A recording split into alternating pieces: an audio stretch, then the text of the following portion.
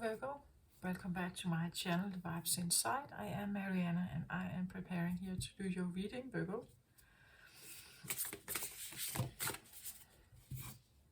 So I have Divine Feminine, Magnetic Receptive Power,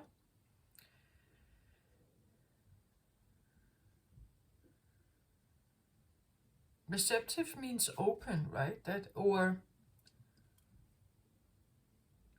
And I was very drawn to looking at my glass angel here, which to me talks about transparency, something about knowing yourself inside and out. Nothing is hidden with this angel, right? You can look right through her. Nothing is, it's transparent, it is honest, or it is, there's nothing about maybe your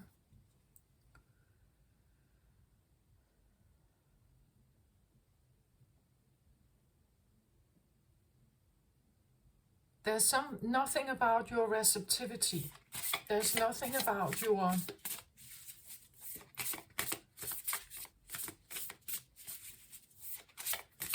this is a priestess deck, so it always features feminine energy in some way, divine feminine energy usually.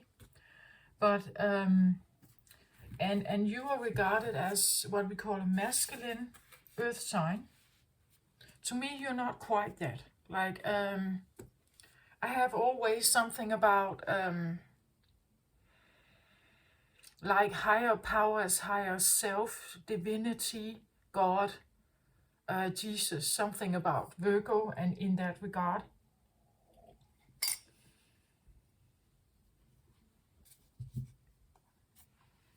Virgo for me is about like very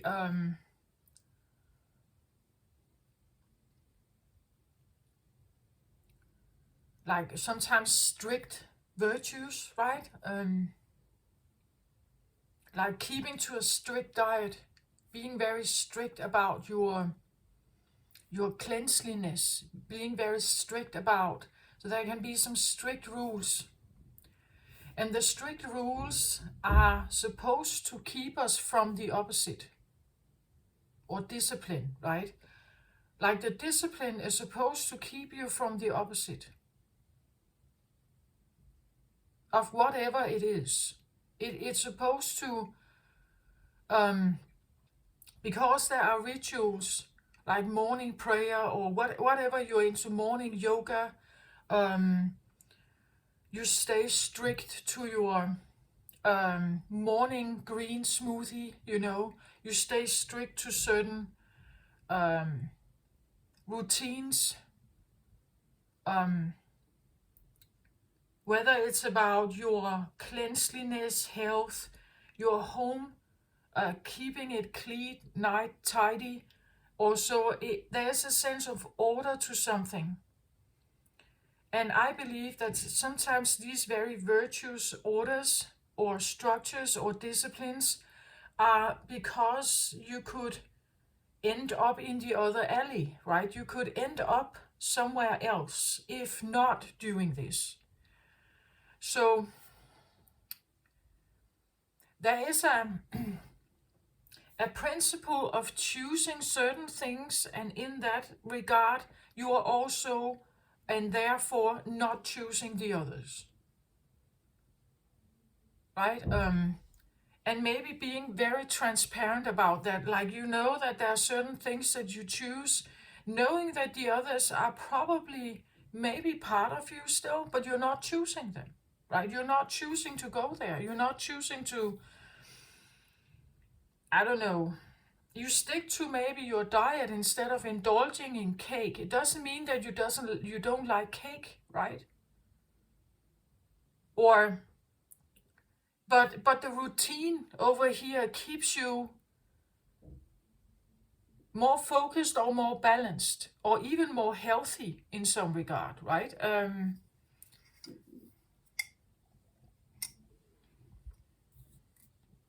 Maybe you're realizing something about healthy or higher sets of virtues versus lower sets of virtues that can it can lead you in one direction or the other. It could lead you towards peace, it could lead you towards turmoil in your life. Do you get my point? That there's something about being very clear about something, knowing very much and being very clear. And again, it is a feminine deck, but I felt called to take it.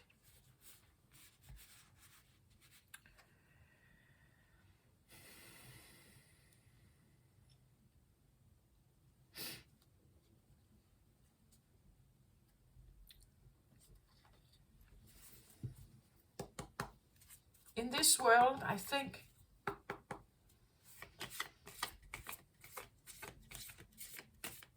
the world consists of dualities. There are narratives that we like, and there may be narratives or narratives and deeds and experiences that belong in one group, and narratives, deeds, and experiences that belong in another. The Matrix Society is very good at judging something, either it's in or out. Maybe you are realizing that you don't have to judge, or if you are judging, then you are deliberately making a choice to go in one direction. I have the beech leaves here. I have the beautiful flowers here on the table for this reading. This reminds me of spring. It reminds me of beauty. It's a bit like Eden, right? Like the fresh new sprouts of Eden. It could be peaceful. It could be joyous.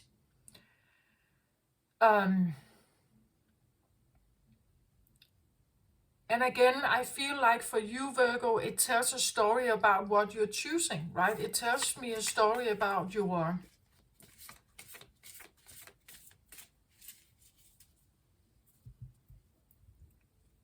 you know that you could choose to have peace in either situations. You could choose to have peace about you could say, if we talk about high vibe or low vibe, then your lower vibe, you know that there's the lower vibes may relate to certain things you have experienced or trauma or something. And we conduct ourselves, or we have escape ways, or, escape patterns or things like that we use from time to time. It's not to say that it's necessarily a bad thing. It's just a thing, right? It's in your life because of certain other things that may have happened or you have experienced.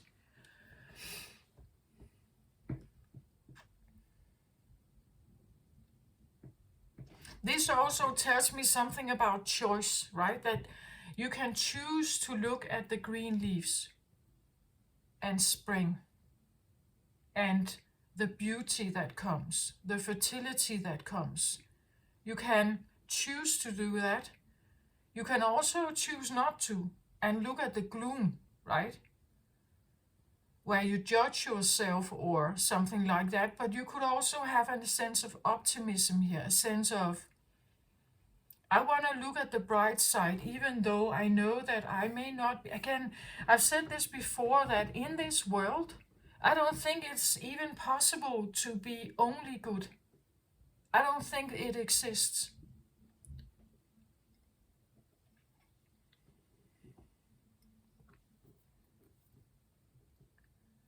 Like, there will always be something or someone that doesn't think that your choice was the best choice, that your deed was the best deed. Your intentions could be pure, your ideas could be pure, your intentions for someone else's life or success is probably also pure. But they may feel like you invade their life, They may feel like your advice is not really what they are looking for. You know, there's always something or someone that could have a different viewpoint.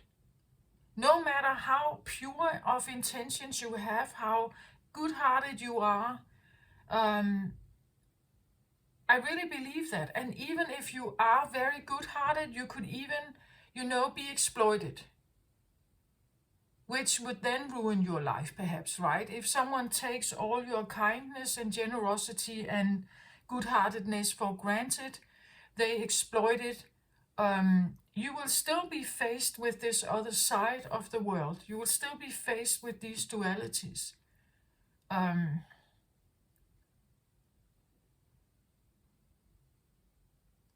It takes quite a pure heart, I want to say, and a lot of compassion for the world to not judge it, not be caught up in it.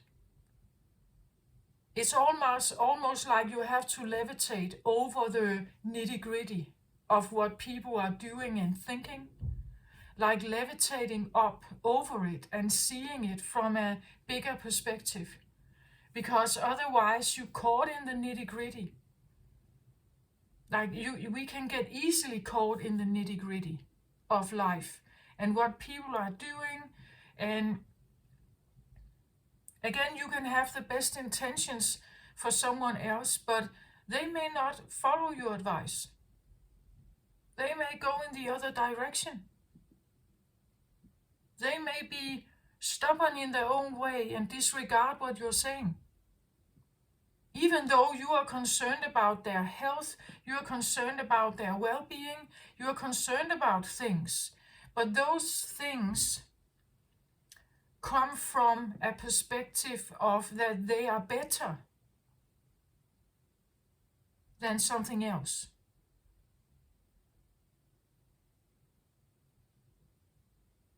That others could live a better life according to these disciplines.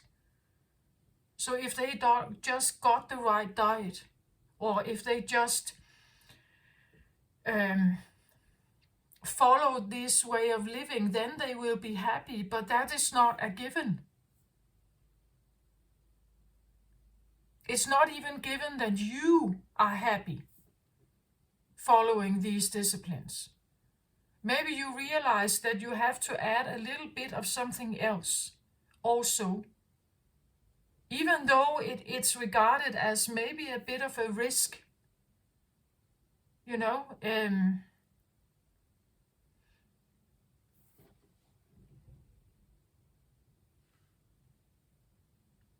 There's a reason why the good girl is attracted to the bad boy. And also why the bad boy is attracted to the good girl. Right? There's a reason for this, because there is a mirroring effect. We have these opposite sides that are luring in us.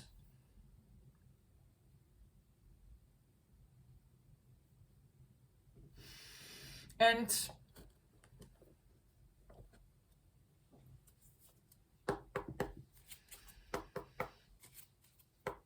I have this feeling of someone has a full view, like they know now. Like they know what this other side is. It is clear. So I have here a woman holding a heart. This one has jumped out. Was it in the Leo reading or even in the Cancer reading? Perhaps there's something about, I see this always as like she's protecting her heart. Like she's turning her back to something because something may have been exploited. I see it as if there has been bites taken off her heart here. Like she has been maybe too generous with or open with her heart, right? And then something may have happened and now she is a bit more selective, maybe more timid and not open in that way. At least with her heart. Now I have man holding a coin here. This could suggest that there have been men who who are offering something here, they are offering coin for your heart perhaps, right? Or have been. So maybe you've had, security given. Money, security. But in return, you may have given your heart. Or your loyalty, your heart loyalty, your devotion, something like that. And it becomes maybe too big of a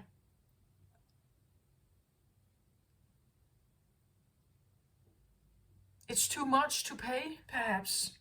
Maybe you're realizing that there's something like this going on in your life, or has been, with a man or men in general.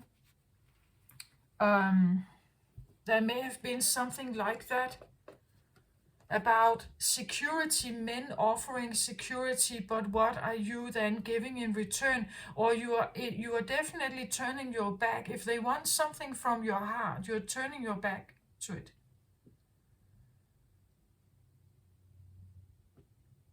That if someone wants to offer you security or money or something, you could be turning your back.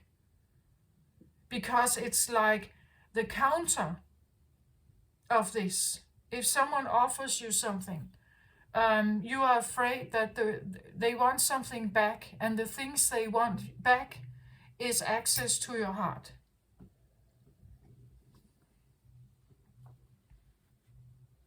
And the access to your heart is perhaps your virtue. Right? That let's say you are a believer, you believe in God, then your heart belongs to God and Jesus. Do you get my point? It's like if you have devoted your heart to something and someone comes to offer you something, you could be protective of this. That it's like this is intimate and private, and nobody should have access to this but this special one. Or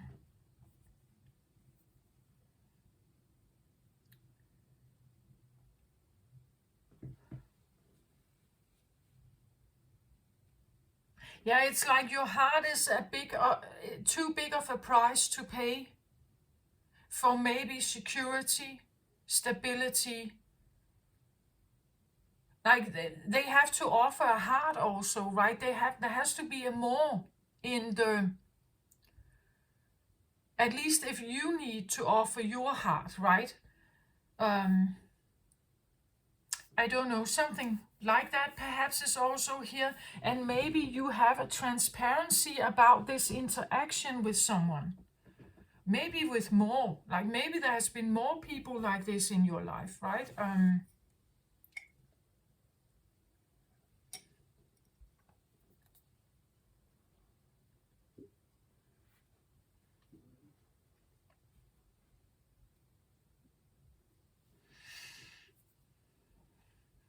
I get a whole lot of like images about church and nuns, and and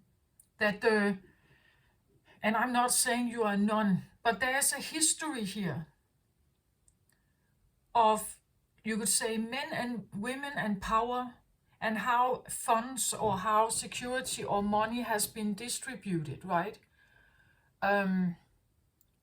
The churches were ruled by monks and priests.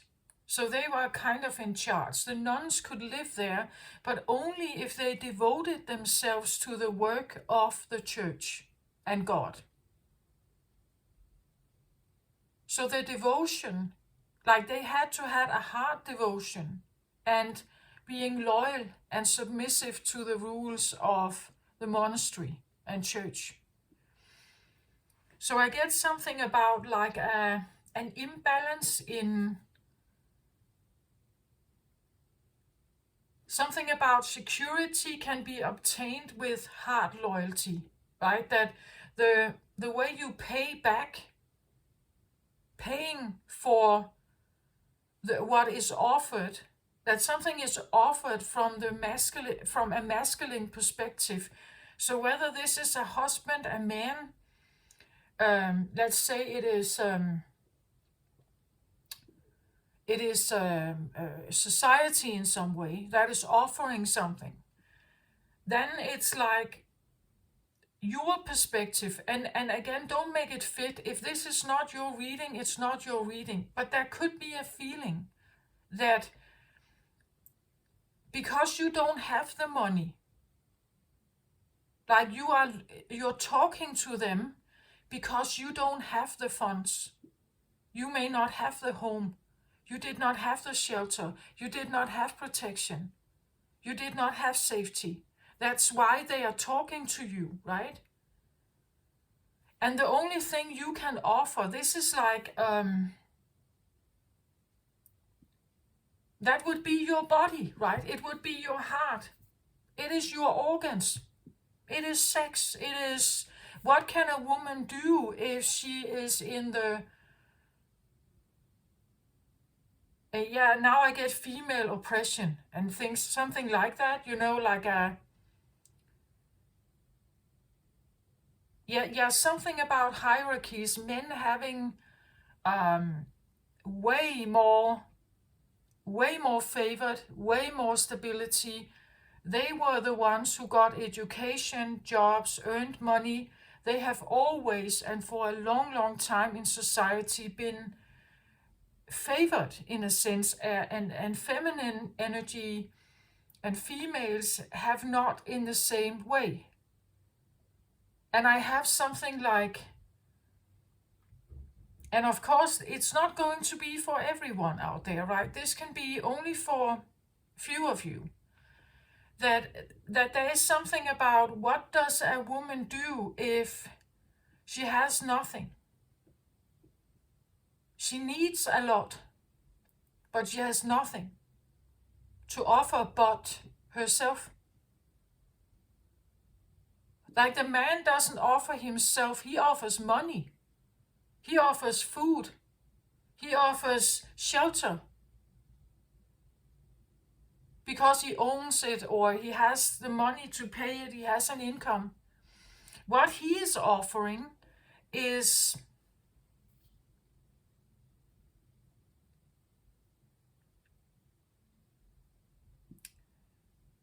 I wouldn't want to use the word debt, but there are no, it's easy for him to offer those things, right? Because nothing of him is lost. Like nothing of him personally is lost. So it's like he's offering impersonal things, and in return, you offer personal things, intimate things. Something that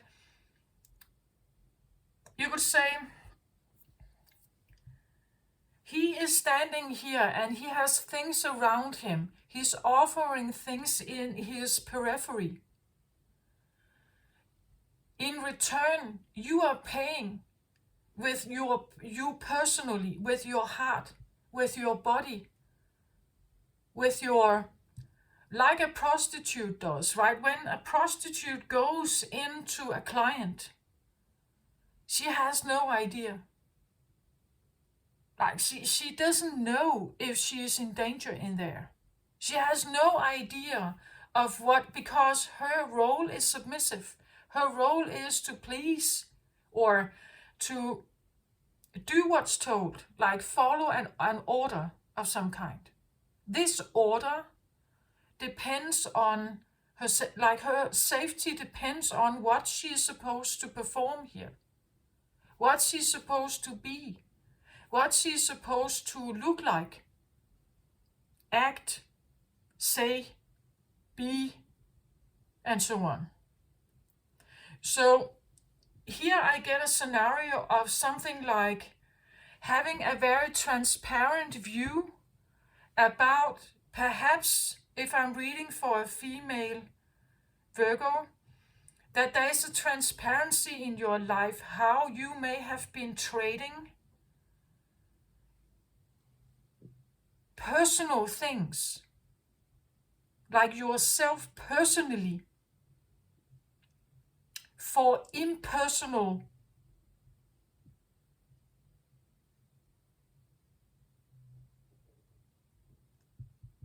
necessities. Let's use that word.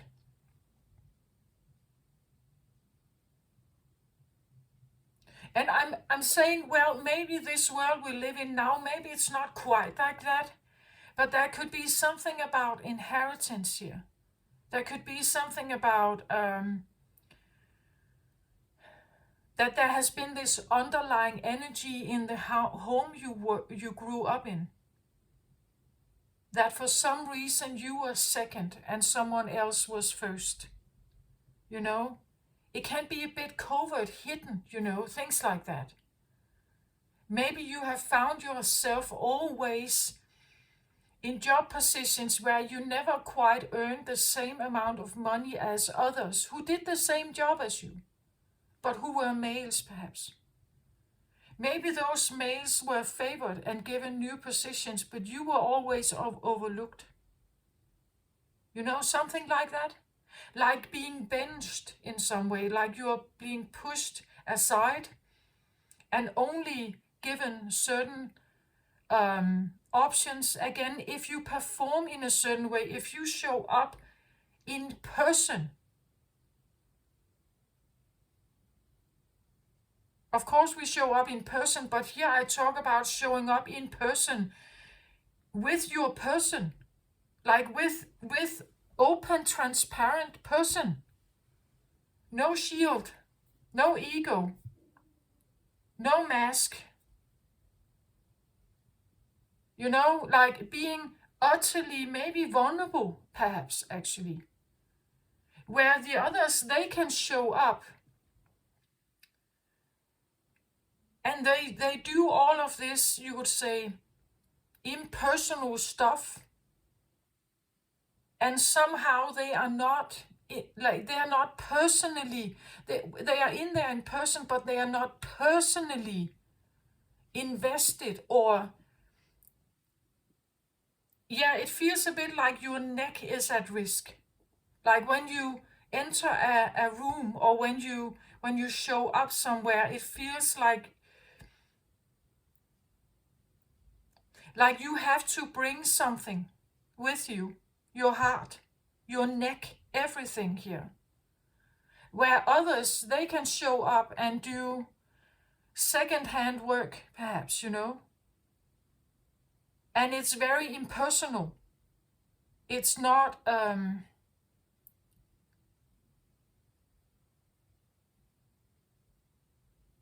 I hope I'm explaining myself here, what I feel. It's something like...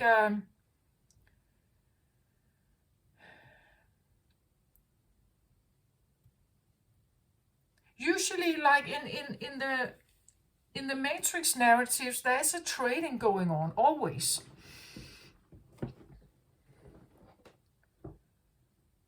There's always a trade going on. We trade security for money. We buy security and trade with other stuff. Whatever that is, and if you have nothing, if you feel like you have nothing of worth to offer, what can you offer then? Well, I guess the oldest job ever in the world is perhaps the work of a prostitute. Doing something you don't like to do, but doing it because it's the only thing you can do. Again, I'm not saying you are any way involved in this, but there is something like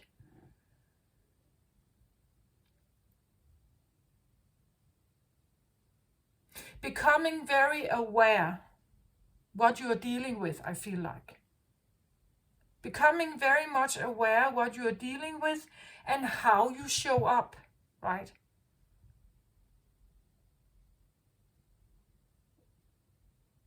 It's also about worthiness, right? Are you worth something else? Are you worth the money that is maybe offered or security that's offered without putting yourself at line? Without risking yourself, without offering this heart of yours? Do you have value enough? Do you think about yourself as someone who has value?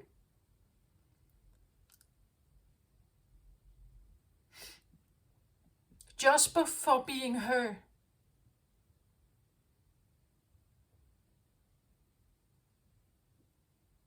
I think sometimes women, like they sell themselves short and may not believe that they are worth that much. And I think it's because there has been a long story in society that women have no worth, that they are always second to men.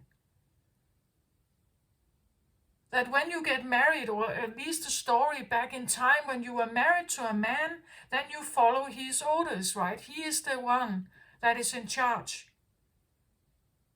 Even though these are not good orders, or even though he was abusive.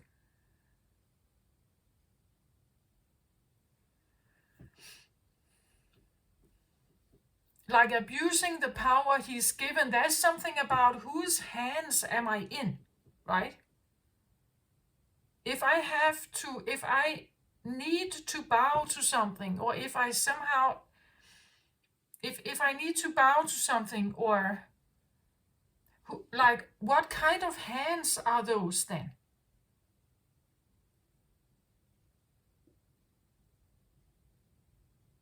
Right? If and this goes for anyone, if you are in someone else's hands, children are always in someone else's hands. If you are in someone else's hands, what kind of hands are this? Is this?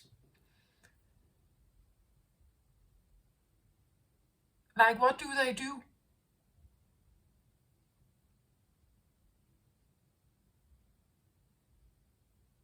We talk about power also here, right? Power and worthiness.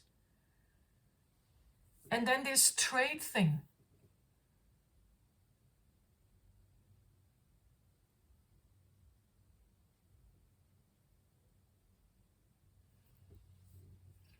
I think there's something you're seeing, something you're realizing. And then again, something about a choice that is made. Where do you want to put your effort? Where do you want to be? Like, if you have to show up and you bring your heart with you, you at least want to stand in front of someone who also brings their heart, right?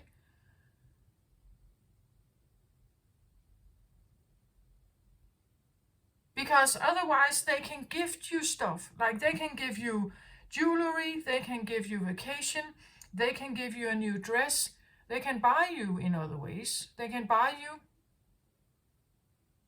But nothing of them personally is invested. Like, they just give you stuff. It may be like stuff you need. Like, it could be food on the table, shelter, a bed to sleep in. It could be, like paying bills or your rent or something, helping you out with something. They give you stuff. But the stuff,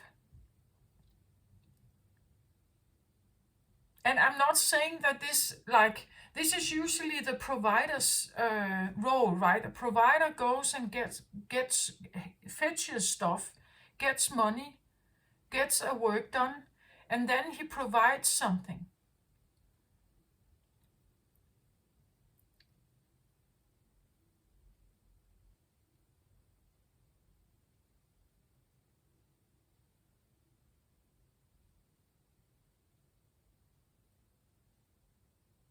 It could be the feeling that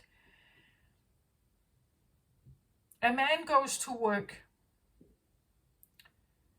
He does his work. When he does his work here, let's say he is employed somewhere. He goes to his job, he's doing his work here. If he is an employee, there's a boss. To be liked here, he has to, you could say, offer some of his loyalty here to earn the money, bring it back home, give it to his wife, right? So after a long day of work, where he has been invested. Maybe he had to be loyal, he had to show up, he had to speak nice, he had to be following certain conduct. Now he gets home, he wants to be off now. Now he wants to have a free time. He gives her some of the money, but is not really necessarily investing. He just did that. Like he just, followed the rules here. Now he wants to be off the rules. Now he wants to just do what he wants. He gives her the money so that she can buy food and there's shelter and so on.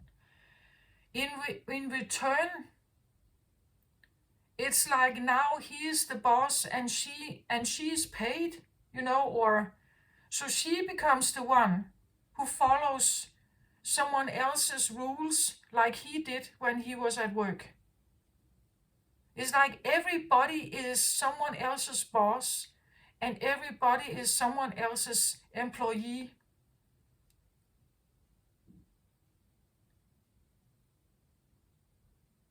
But then we are interacting with the wrong ones, right? She would like to interact with the one that is able to coexist, that is able to bond. But he's using his effort somewhere else on that. So when he gets home, he's tired of that. He's providing the stuff. She gets the stuff, but she never gets him.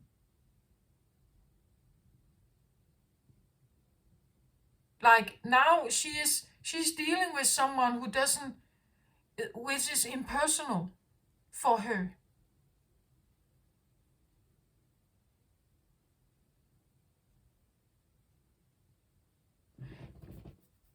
There is something about this, how we are trading our heart and stuff. So how are we trading energies that are personal and impersonal with each other? And again, this is only for those who feel like it resonates, right? Don't make it fit in any way. But there is something about not wanting to have your heart involved in something that is impersonal to you. Or the other way around, if you are impersonal, you are hiding your heart, you're turning your back and hiding your heart, you become more impersonal perhaps for others to deal with. They don't want to invest their heart in you if you show up impersonal.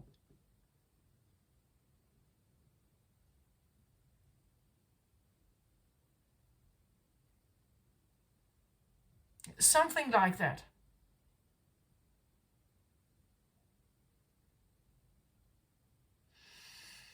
So again, it depends on who you're dealing with, right? If someone shows up and they are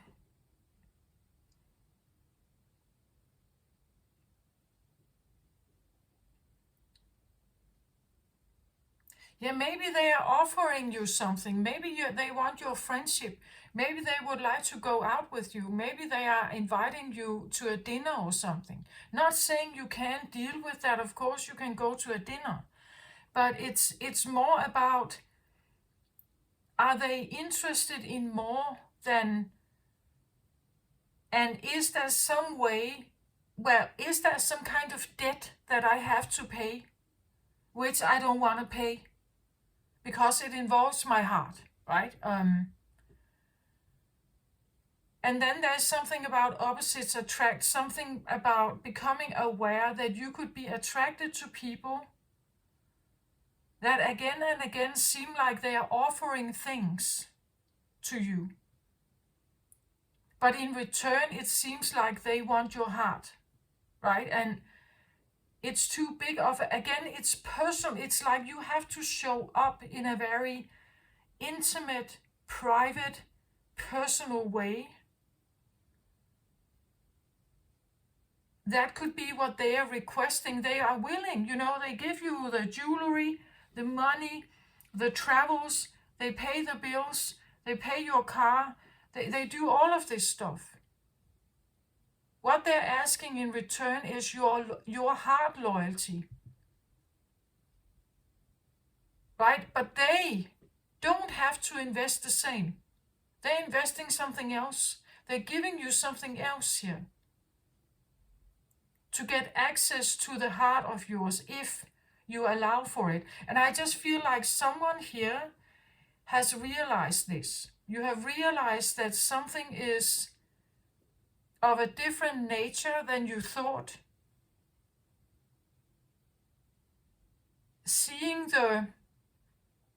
Because the things over time, it gets shallow. We know that also with children, like eventually they are realizing that their parents buy them off. They're realizing that the things that they get, the fashion clothes, the PlayStation, the fancy, a horse, expensive gifts. Yeah, in the beginning, it may seem like, wow, I got my greatest gift. Thanks, Dad, right? But over time, you feel the absence. Over time, you feel the absence and you start to recognize the pattern. Every time you want to get close to them, they just buy you off. Right? They give you stuff. Theater, concert tickets. They want to get you away, right? Away from them, right? They just buy you stuff. They give you a credit card. Go and do this, go and do that. Go and have fun. Right? Go and do, but not expect to get near me, right?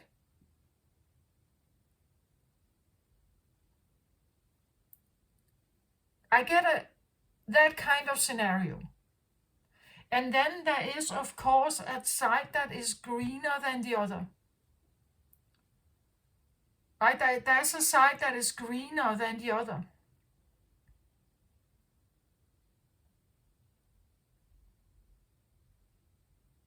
There's a side that is, if we want to use that word, more virtuous, right? There is a side that maybe it requires certain discipline, but there's a side that, or there's maybe places where people are different. Or where there's a different honesty. Where nothing is covered or hidden or like second agendas and things like that. Where if people want something from you that has to do with your heart, they will tell you. So you can choose if you want to invest in it or not.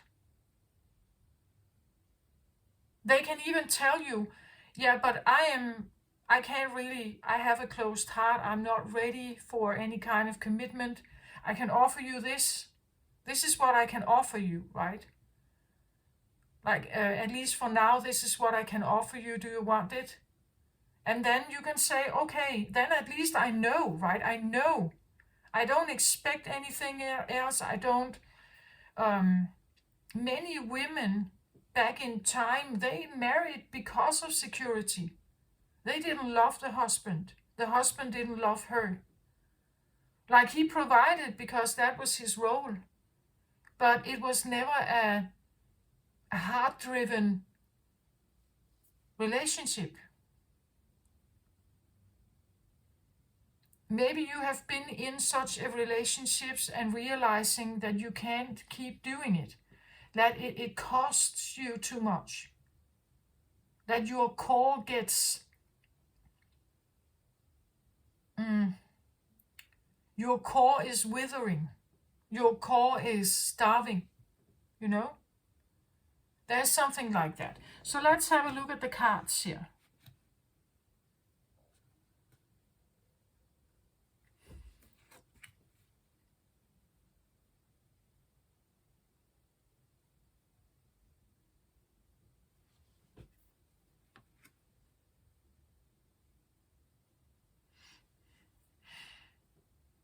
So, well, I don't know if you can see the cards, but the center card is this one. It's called Sacred Breath and Sound, Life Force and Communication. So there is definitely a concern, I want to say right now, or maybe concern. There's an awareness here about your life force energy.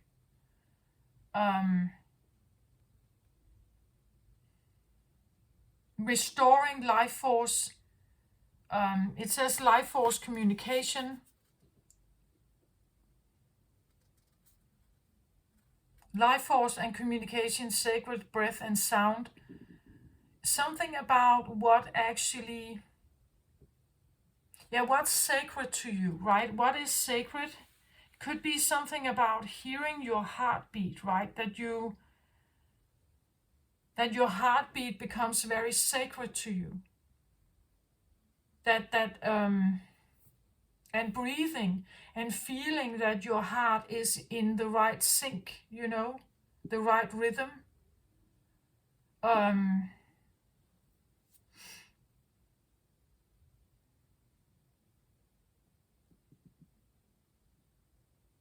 There's a dolphin here. The dolphin is usually a playful energy.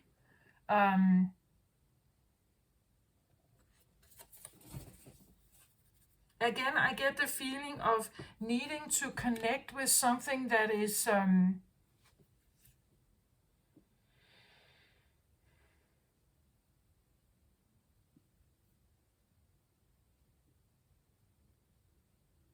I feel like kinder in some way.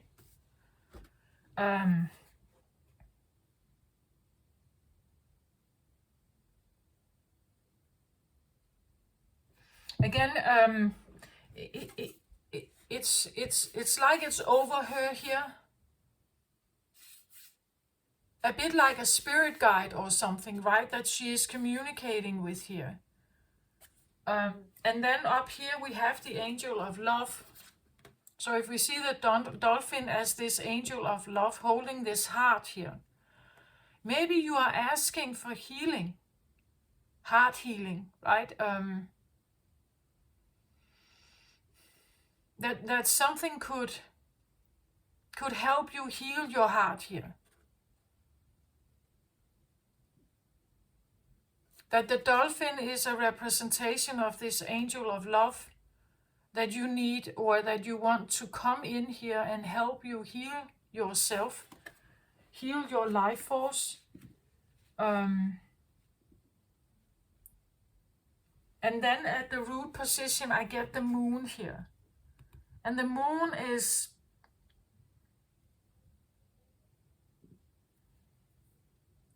moon is always something hidden, something a bit,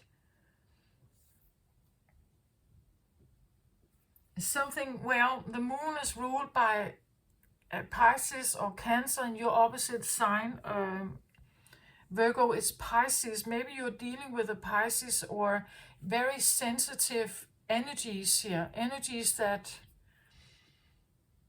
are maybe quite empathic and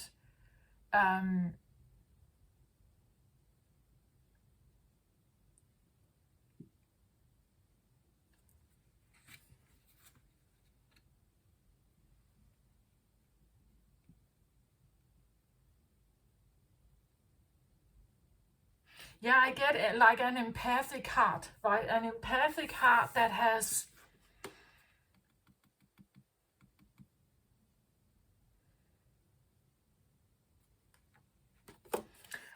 moon energy can be shadowy, right? This can be like a thing that we are ashamed about, or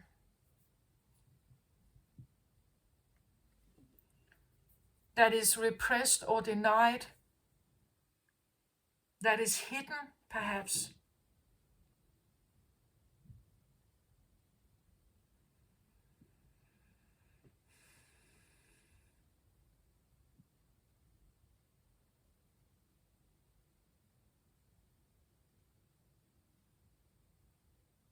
So for some reason, I'm pretty drawn to these ideas of two flames. And then here we have one wolf and another wolf over here. And the one is howling and the other one is silent.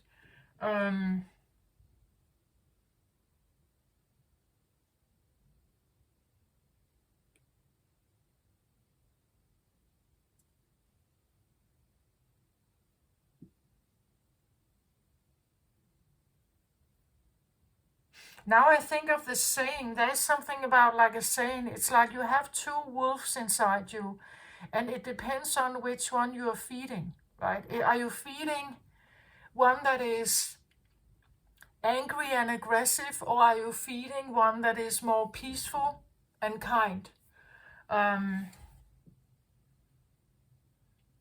It could be the feeling you have two different voices in you that are debating something here. Two different flames, or that your willpower is somehow divided in two.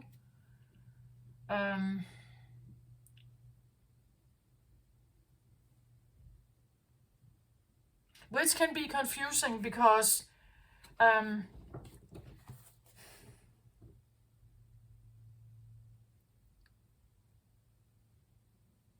actually it explains in certain ways what I just talked about. That that you're conflicted here. And this confliction, or this feeling of confusion perhaps here, comes from your root position. So it can come from a trauma. But it can also come from lineage. I've talked about that in well, this round of readings, a little bit in the last round of readings, that I feel like our roots, where we come from, like where we grew up and what we learned during our childhood, like the rules that were applied inside our house, the house or the place you grew up, but also outside it. So what has been the voice of your home? What has the dictating voice of your home and rules, and what has been the dictating voice of society you grew up in? This is different, depending on culture and everything here. Maybe you feel like you have two different, that there is one that kind of howls like the society you grew up in, and then you have your own, but this is more quiet. You can't say it out loud. It is a secret. It's something that cannot be expressed.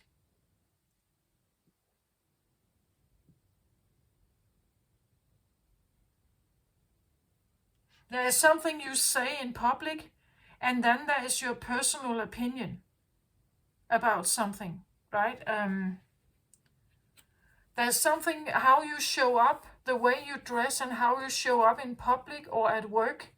And then when you get home, you have a different, you put your slippers on and jumpsuit, and you show a totally different, you show up differently. It's kind of like having like a mask on and then taking it off when you come home. As I just said, the man that goes to work, when he gets home, then he has this other way of behaving.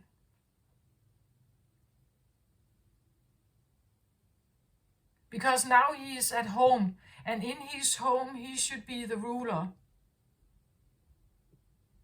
Or here he can do whatever he wants, but then there's the wife. And he gets to see the real picture. She gets to see the real picture, right? She gets to see something else. There's something like that. And then realizing that this has maybe taken a toll on your heart. Perhaps asking for some kind of healing here.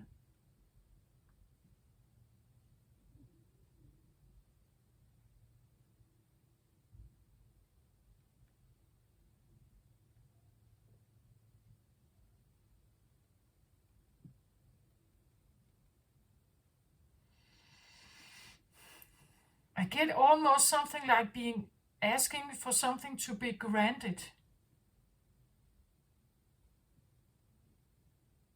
Again, look at how they have turned out the cards here. It's like this angel looks down on her here, right? From this mighty big place. She looks down here and she's holding the heart. Like she has the clean, pure heart here. The heart that is unwounded or unbroken. And she's looking down here and it's like someone is trying to connect with this angel of love. Yeah, now I hear bestowed. Can this be bestowed on me? Can this be granted? Can I be granted like your sacred breath and sound, right? The angel of love, can I be granted your sacred breath and sound of life force? Could you please communicate to me here the sacred breath of life force and love, right? I feel like maybe being confused here or being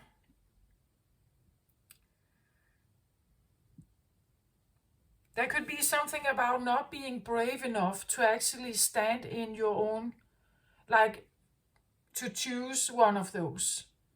Like being in between, right? Like being in between forces and then almost like being, can I get out of this somehow? Or can you grant me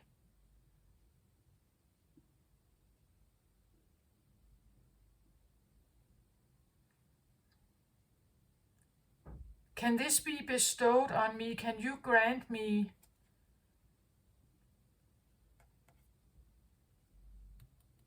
pure heart? Are you interested in two different people? Have you desires for two different people here, Virgo?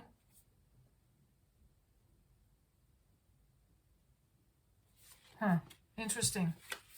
Well, I want to read about this card here for you. So it says, this priestess of the breath of life brings the light of the dolphin to you. This important totem has long been a symbol of the life force embodied in breath, movement, and sound. This card is telling you to bring the dolphin's easy flowing pattern to the breath of your life force at this time. Healing is available to you now on both the physical and personal level. Deep breathing can relieve stress, initiate and accelerate healing, and raise the resonant vibration of your chi or life force.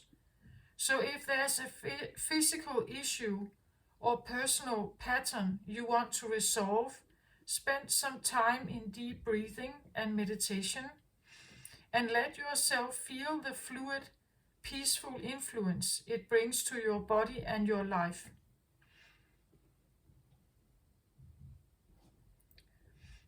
Another sacred energy heralded by this card is the resonance of sound. Dolphins have a special way of communicating, sending out clicks and responding to their reverberations. This card is calling your attention to how you communicate with yourself and others. The aqua blue color on the card reinforces the importance of this message, vibrating with the energy of the fifth or throat chakra. It's your soul's directive to honor your self-expression. If you find it difficult to speak up, start by venting your difficult feelings in your journal. This healing process leads to a greater courage of expression in the future. It's time to share your feelings, voice your request, and honor your right to speak out. Take a deep breath and practice communication openly with others. The resonance of your breath and sound will soon move your life forward with the freedom, fluidity, and sparkling joy of the dolphin's magical energy. So yeah, of course you can call in help here from the higher realm to help you. You could say the dolphin is about easy flowing pattern of breath, right? It's not supposed to be that difficult. And here again, I have this feeling of like these different voices, like the speaking wolf here, and the one that is silent. That maybe you could have something that speaks when you are at work and silent when you are at home. Or the other way around, that you say nothing at work, and when you get home, you are howling, right? So maybe there's something about taming these two energies and figuring out how to speak up about situations. If you feel that you are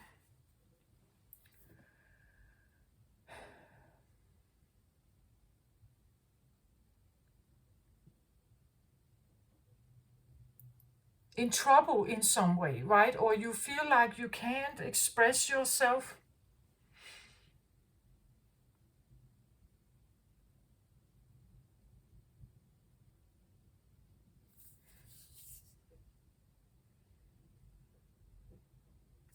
moon energy is emotional.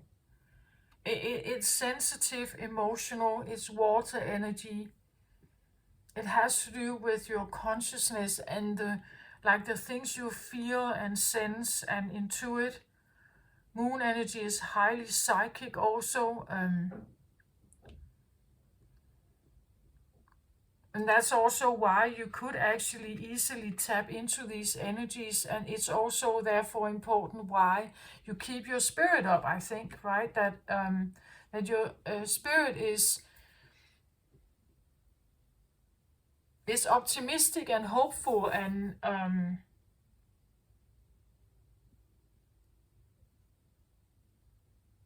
trusting, I feel like.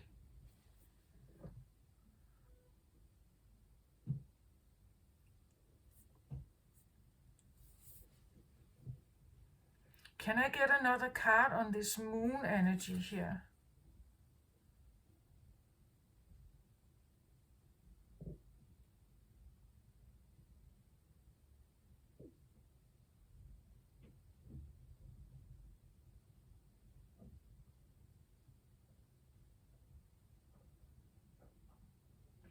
Yeah, it's like I get this feeling that this is very magnified. This stands out as very clear to me. Almost like you have a magnifying glass over the moon and you see the moon very clearly. And then I felt the need to kind of circle. So it tells me something about maybe a blocked chakra, a chakra that isn't moving. It's like having a big awareness about a problem in some way. And then trying to see if you can get the chakra moving. Like if a chakra is blocked, it's usually not, you could say, active in a way that is supporting you. It's blocking you from speaking your truth, being daring, or maybe being, again,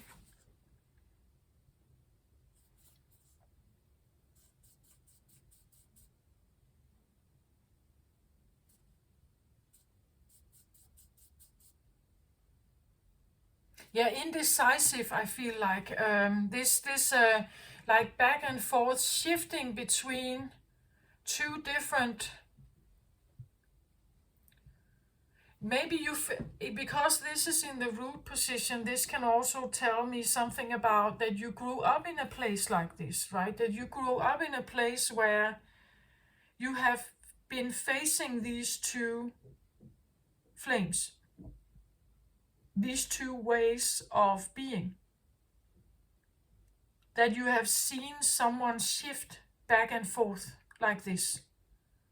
That you have seen someone being understanding and compliant and cooperative, and then the next day yelling at you or something like that. Like someone who is shifting. And,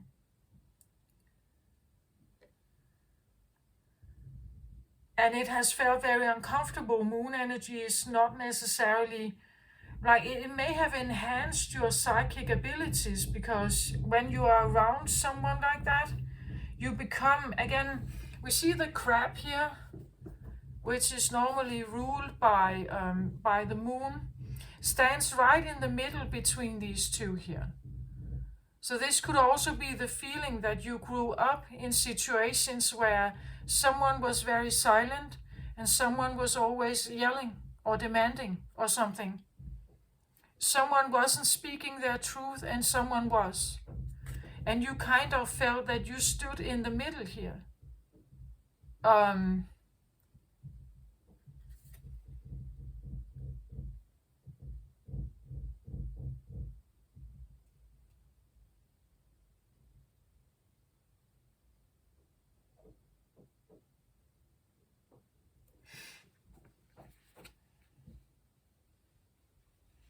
And again, if this is your childhood home, right?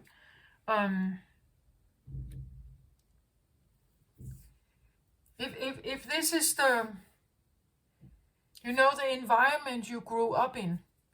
Let's say you're growing up in a regime of some kind, where there are things you can do, like things you can act in a certain way when you're outdoors, and when you are at home you have to be in another way. Let's say you belong to a religious group, right?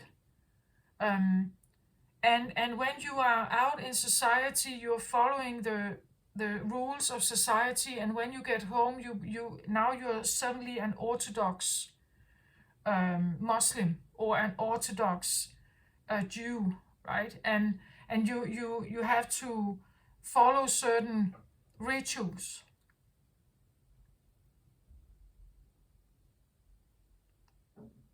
And this back and forth shifting is actually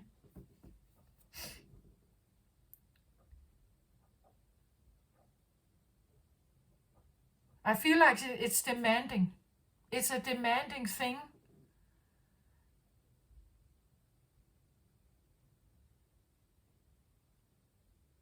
So let's say your heart belongs in religion. You are a strong believer of some religion here. And this is where your heart is, right? This is your soul, this is your heart. But then you live in a society that doesn't condone it, or doesn't understand it, or don't care about it, right? And it may be asking you to push it aside or not show it when you show up at work or something like that, right? That there is no respect for whatever you may actually have devoted your heart to, right?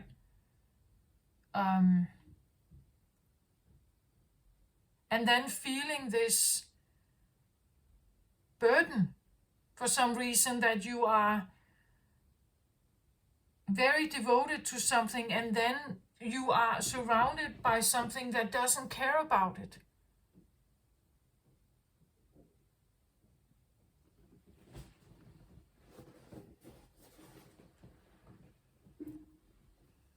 So you show up with your heart and soul here, but it doesn't do the same, right? Okay, let me get another card on the moon energy here. Can I get that?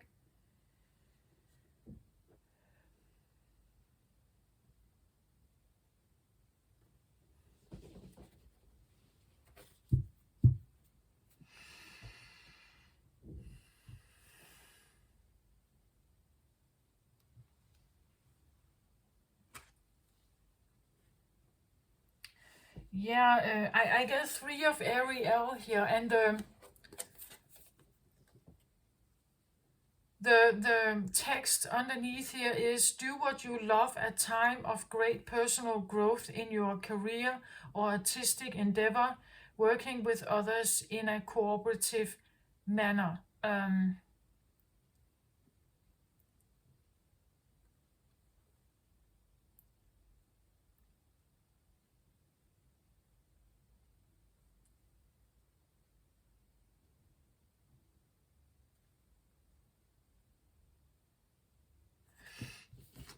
Engage in what you love.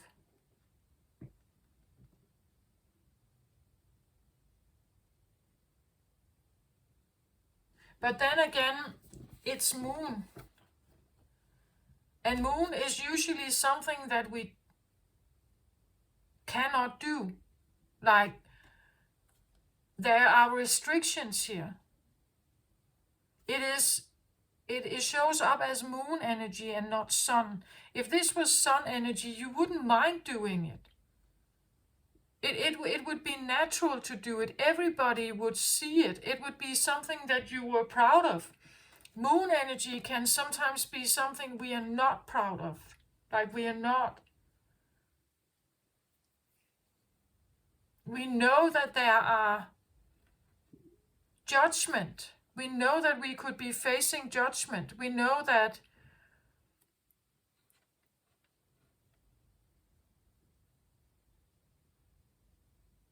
there could be doom with this in some way. We know that it's and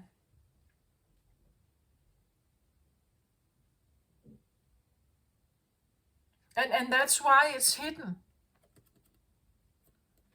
So what you are doing here could be something you love to do, but it's hidden. You can't really show it, right? Or talk about it.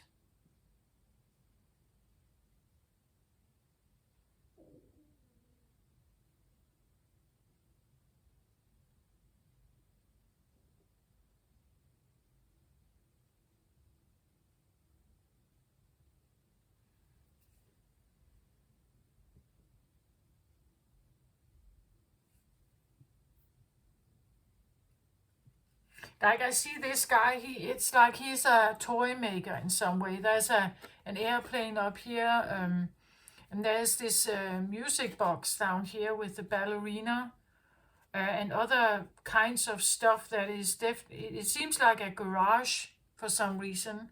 I don't know if it's normal that a man would do music boxes with a ballerina like this, but it's like maybe he loves listening to the music while this ballerina dances. It would be, it's like you, it's like having,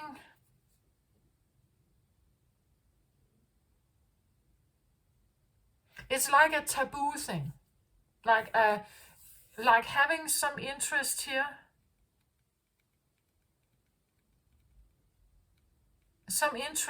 that you love to do, but you know that it is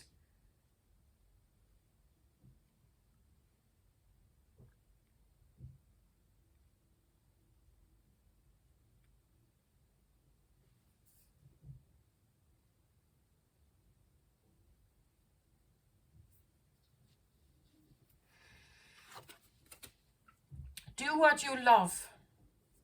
This is not necessarily do what you desire. Do what you love.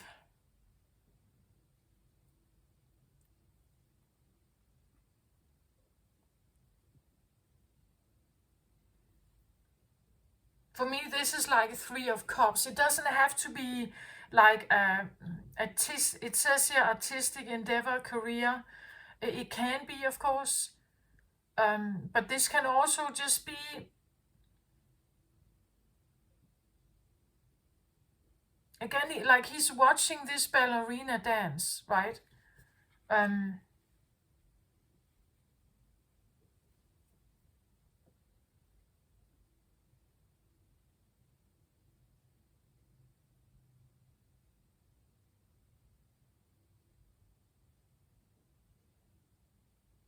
it's a bit like, if a child, if a boy wants to dress himself in dresses,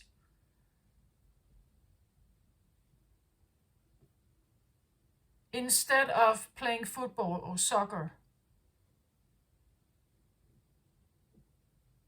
Like a boy that wants to stay indoor and draw, or instead of climbing trees outside.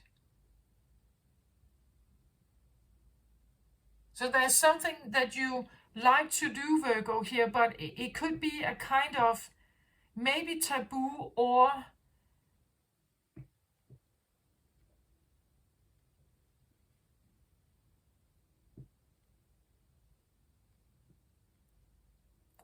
it's shamed perhaps. Or that is what you have experienced, right? It's in your root. So it's kind of in your, like you grew up with the feeling that this is wrong somehow. But I still love it.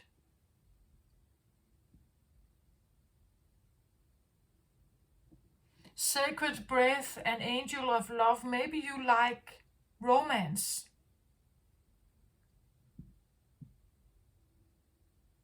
Maybe you like unicorns and angels and romance and dolphins. Maybe you like to do something that is rose-colored. Rose-colored here, pink. Maybe you like to dream.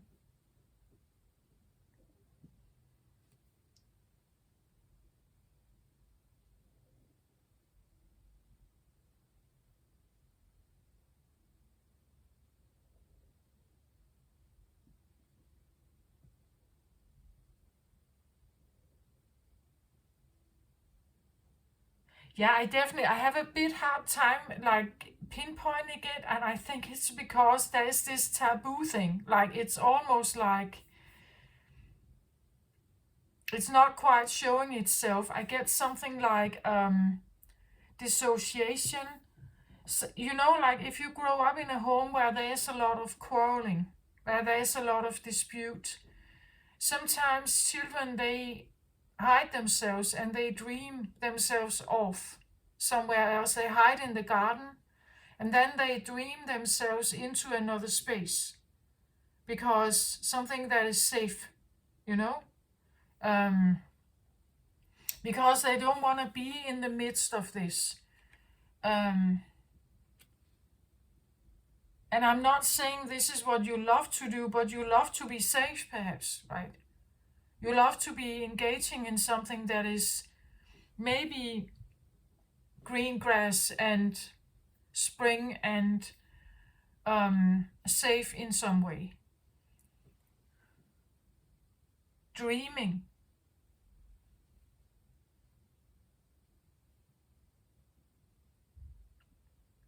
Something that is easier, an easier breath.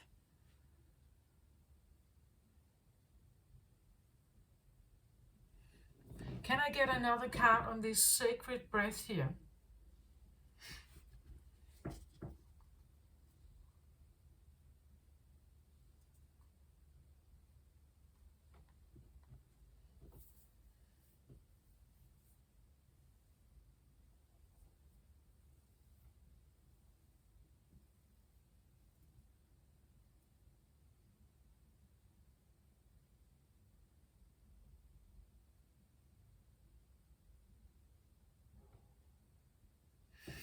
Maybe something about talking to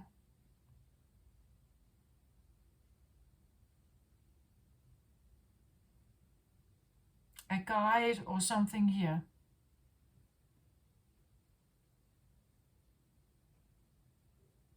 There's some kind of practice, I think, that you are doing, or you like to do, or you trust in, something you love to do here.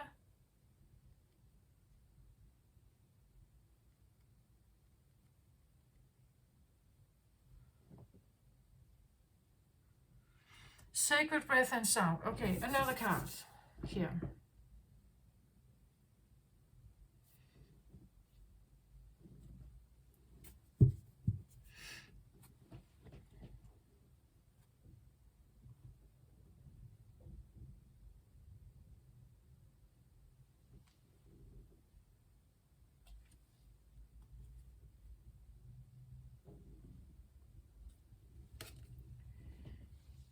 Page of Air.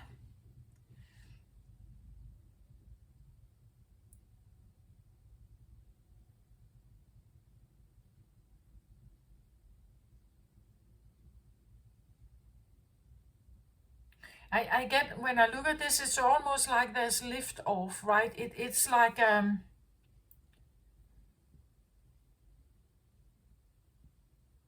page is usually new. It's a bit like an ace, like a new thought, new ways of thinking.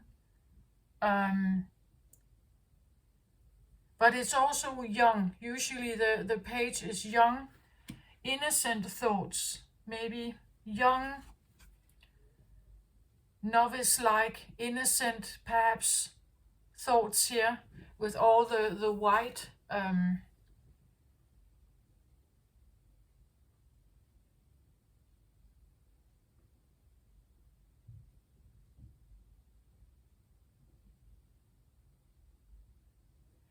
Yeah, I get a bit of like a different world, or I said something in the beginning, something about levitating, like levitating over the nitty gritty, right? That when things become too tumultuous down here, it would be nice to just lift off and just be here for a moment, where things seems a bit lighter, where things seems a bit more loving, because you don't have your feet in it. You don't have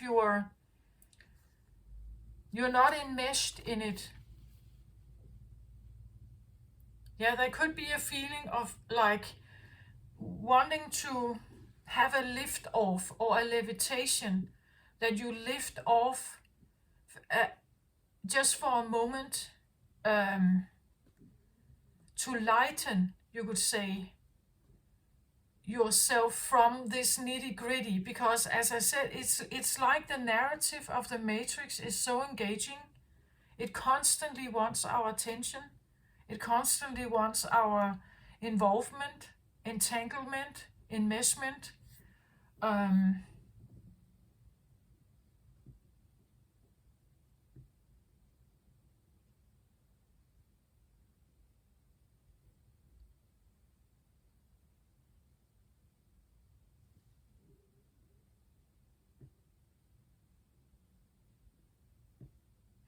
There could be this feeling of, yeah, dissociation, as in I'm dreaming myself off to somewhere else.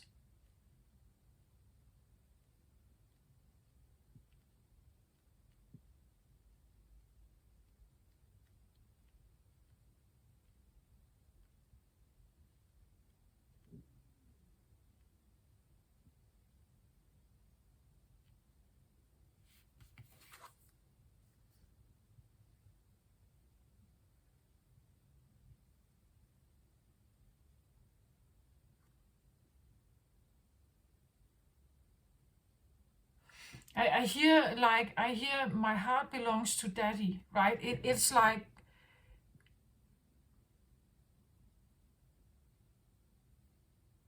I think myself out, or away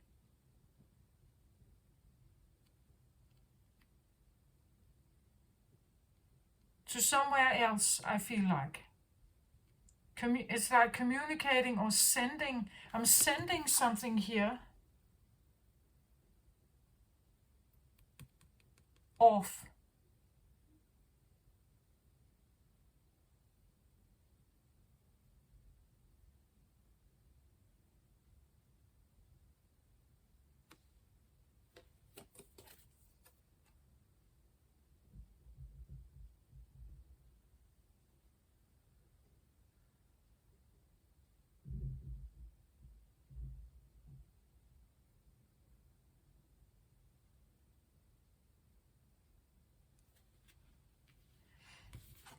Yeah, send.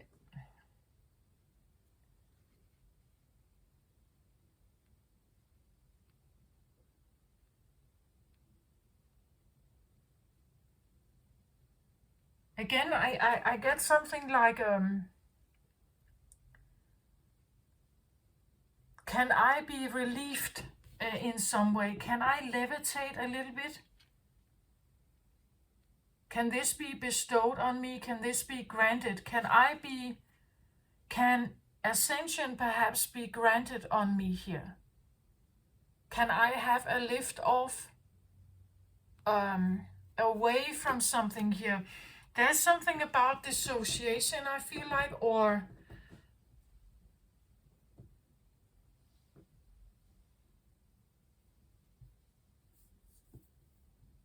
something easier, right? That is like the sacred breath and sound could lift you to somewhere easier, something easier.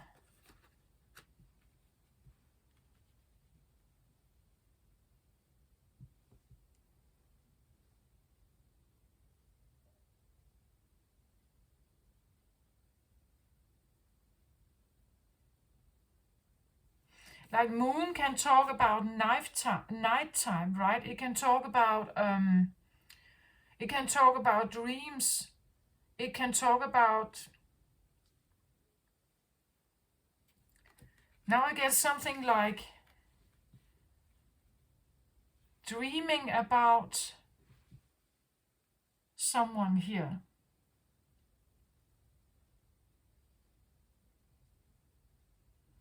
Dreaming, meditating. But it tells me something about another realm. It tells me something about either sleeping, meditating, getting your brain waves into a very relaxed state where you can kind of have a lift off.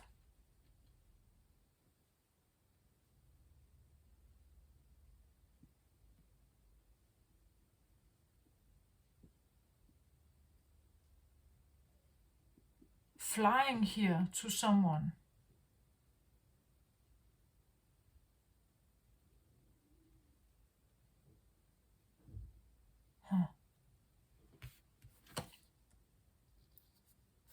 It feels a little bit like sending a mail. Like I can see here how she's kind of looking her like she has taken her head back and looks right up into the sky, and I see it a bit like she's ready for takeoff, right? She's ready for takeoff, but it's a page here.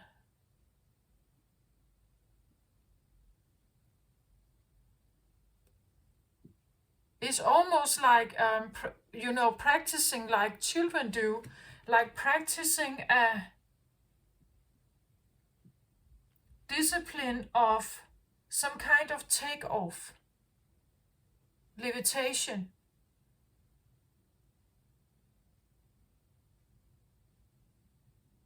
Or as I said, like dissociation. I don't know if it's the right word, but it's like separating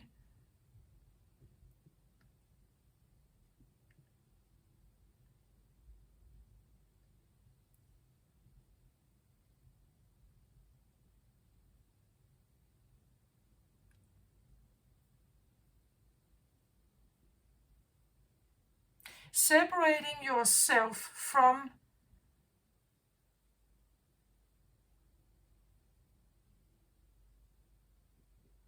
what's going on, perhaps.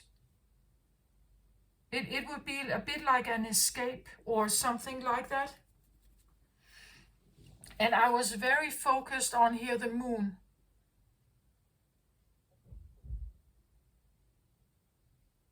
Like if you could, you would go to the moon here. But who is this moon? Why is this? Do what you love, right? Working with others in a cooperative manner. Maybe you have a feeling that if you could go to the moon, there would be people like you who would get it, right? Whom you could, it could be something where like you belong somewhere else.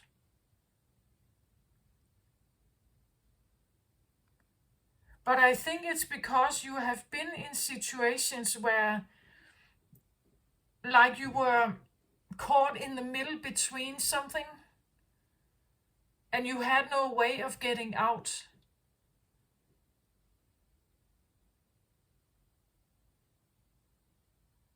Or you feel the pressure of different sides around you. And because of that, you can do something that you love here, but it means that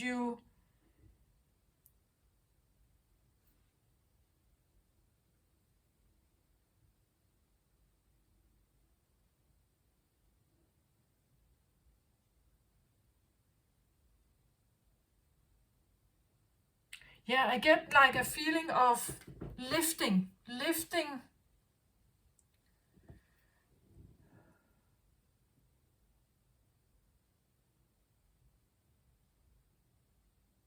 levitating, lifting off a bit.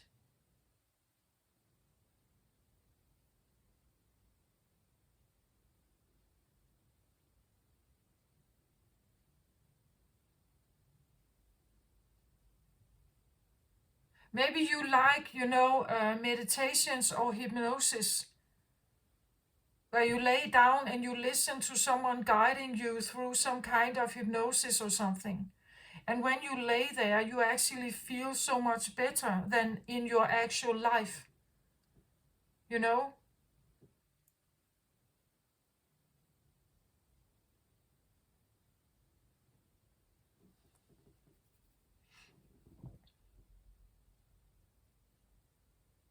Like a hypnosis a guided meditation, for instance, or hypnosis or something can take you places, right? You can be guided into also being someone else.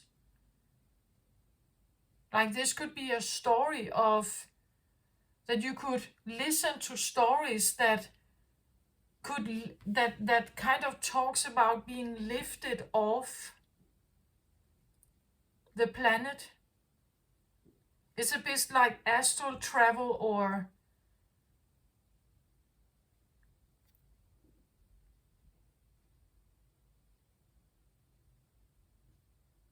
new life, the idea of a new voice, a new life, a new communication. It's air element. So it has to do with thought patterns, communication, communication with something else than is maybe around you, something that is loving and kind here. Again, I have this feeling that you could have been dealing with something that every time you are in front of it, it's impersonal.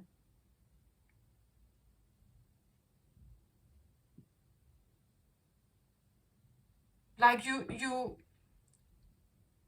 looking for something that is perhaps personal, that is loving here, but the only way you can find it seems like it's in some kind of, yeah, I feel like meditative state or something here.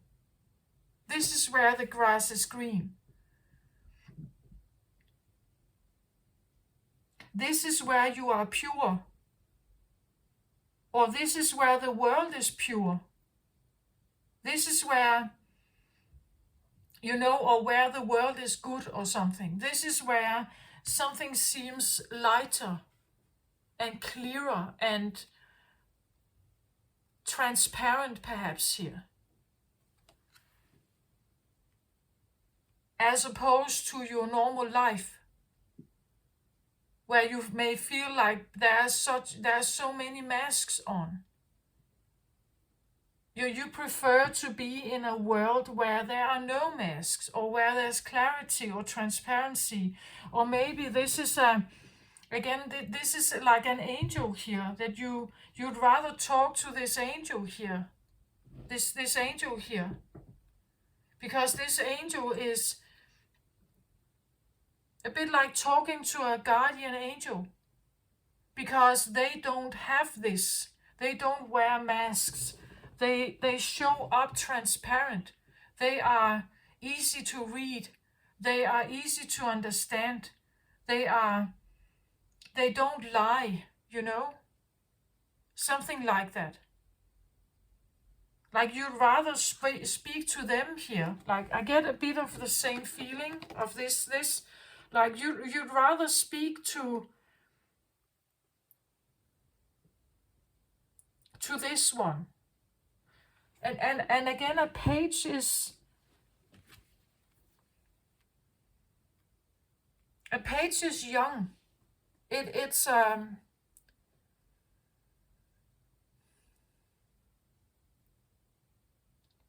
still learning, or it's still a child.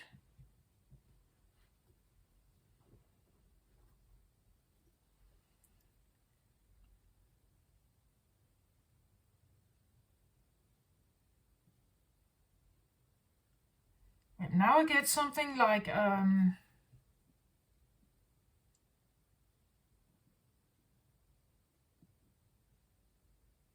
child that may have passed.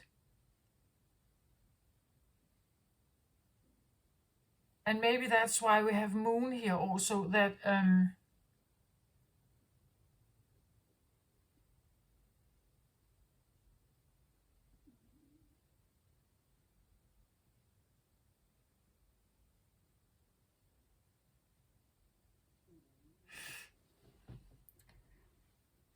so now I get something like perhaps there's a grief here.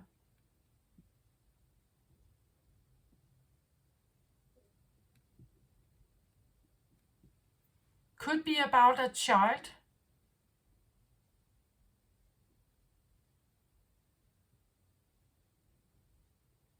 But you know, you would rather speak to them.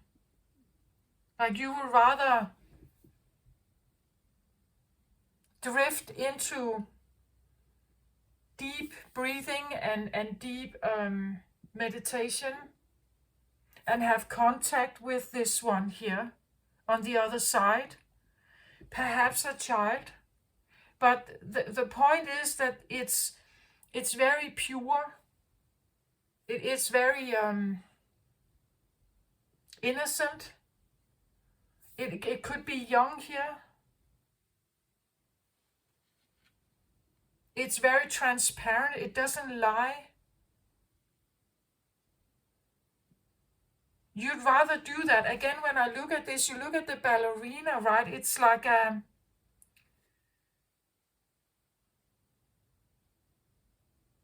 I'd rather use my days on this than dealing with something that is very impersonal to me. Like, though it is my everyday work, though they are my colleagues or family, I'd rather connect here with. It's almost like putting yourself in a state of awareness that is kind of lifted from the earth. You would say like having untangled yourself from earthly matters and lifting up, because in this awareness you can better have contact with this one. Like you can better hear them. They are available if you can have a bit of a lift off. So when you are in a very meditative state or something, it's like this is where you can feel them or hear them or talk to them here, right? This is where they become apparent to you, where you can, and they have a very transparent, very, again, I get non-judging, something like they are a friend, I feel like. They are an angel of love here.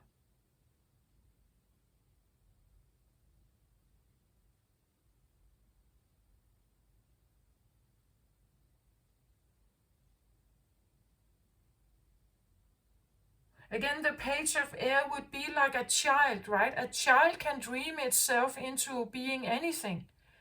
Being a princess, being Batman, being a fairy, you know. So you need a childlike mind here to kind of levitate, right? And maybe that's what the dolphin also talks. It's very playful, childlike, playful. That you're engaging in a childlike way of thinking. You have to allow yourself to think like a child, to think that it's possible to talk to this one, to think, to believe it, to levitate, right? That is a way of Dissociation is usually like an escape mechanism, and maybe you did that when you were a child, right? Maybe you did that from time to time. You found a way to, I don't know, block off and then just go to the moon. Because on the moon, this one is there, right? This one here.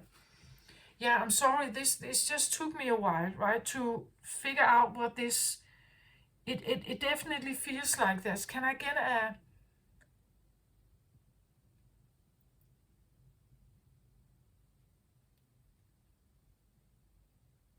yeah, with this one, I get, well, it could be a child, of course, but I get almost like you need to become childlike to be able to connect with this. This can be a deceased loved one, but they are honest, right? And they are personal. They are intimate and personal, and they are healing, and they are trustworthy and honest and transparent in what they are offering you. Again, as I said, the man holding a coin, yeah, they may offer you something, but it's impersonal. This angel is offering something personal here. Personal. And this makes all the difference for you. It may mean that you are loving to engage with someone here. Something here.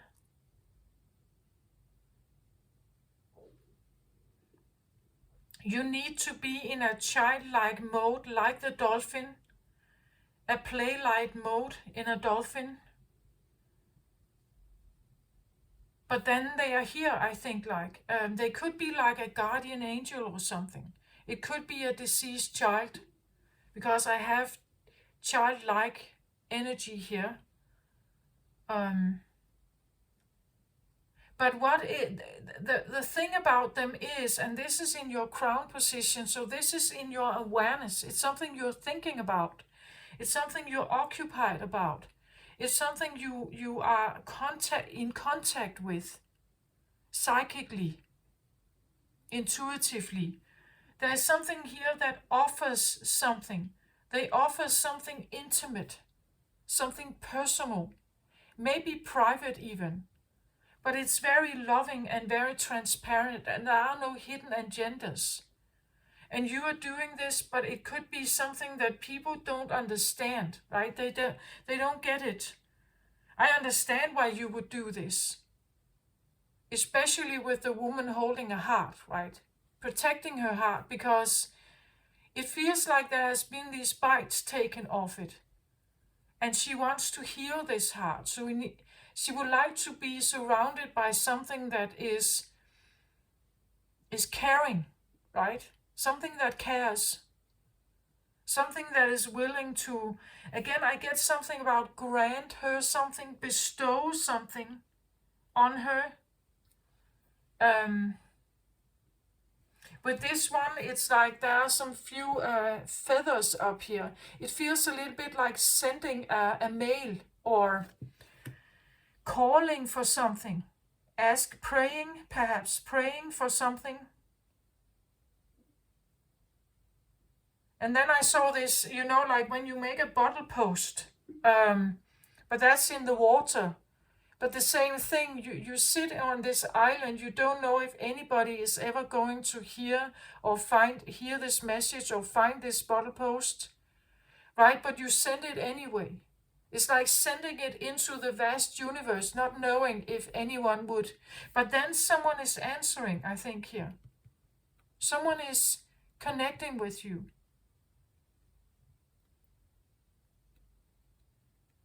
Someone like this here.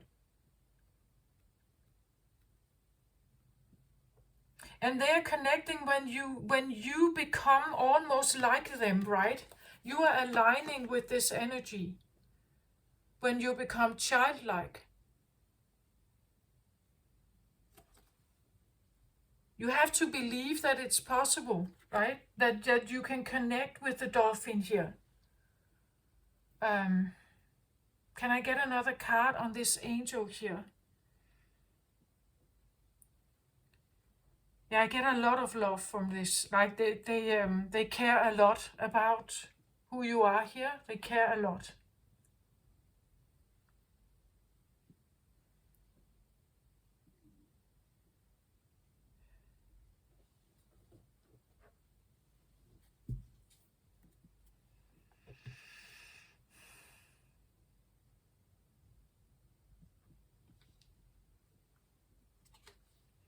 And now I get Ace of Water here. Ace of Water is again an Ace of Cups. A new beginning in love. Ace can suggest new, right? New love, new. And again, it's like they hold something very dear here, something very precious, right? Again, they hold something very precious. Maybe this is your heart that they are holding.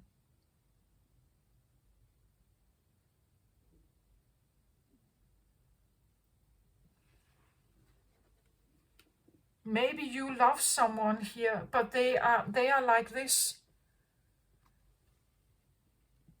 As I said, maybe you have devoted your heart to religion, to an angel, to God, and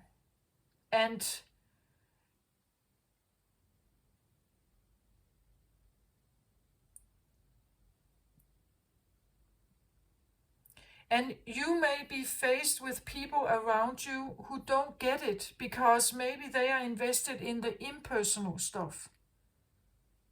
Like they are invested in things. And this is what they show you. They are willing to give you some, and you can be part of their life on their terms, but they don't want to be part in your life on your terms, right? And your terms is personal, I feel like. It has to do with your core, your heart, your devotion, your uttermost loyalty, your virtues.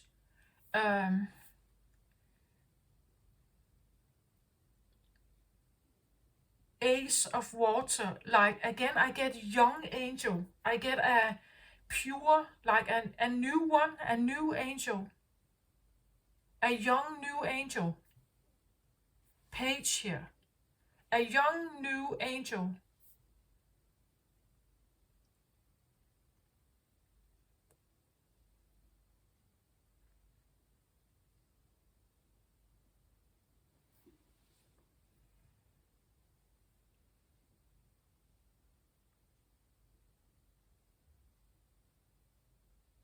Can I be granted? Can this be bestowed on me?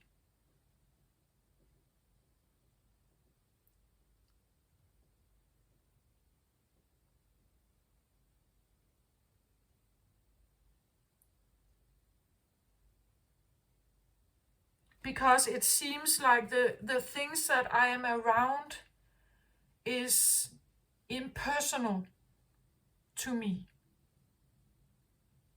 There's no depth to it. There's no love.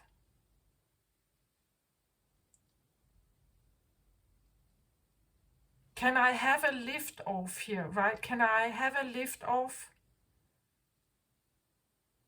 To meet with you in the heavenly realms or in the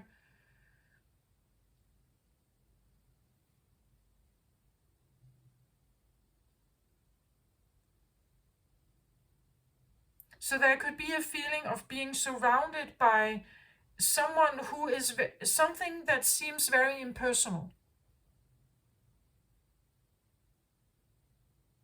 That you are participating in something, you're part of something that is very impersonal. And it consists, again, this is water energy, right? But the wolves are not water. Like being surrounded by maybe competitive energies, but they're not like you, right? You stand in the middle of it, watching this, observing this, being part of it. Maybe you can't get out of it. And you can't do anything about it. but the water keeps calling you to something else, something better, something loving, something peaceful perhaps. Maybe you feel like you've always been surrounded by dispute all your life. You just want to be in your zone where you're connecting with something beautiful, I think.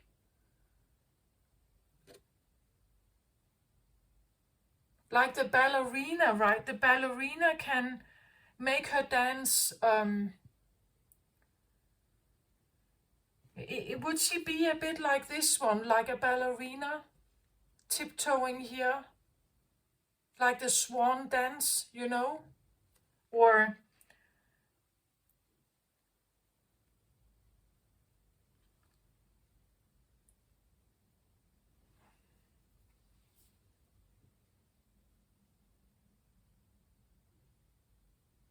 something graceful, something beautiful.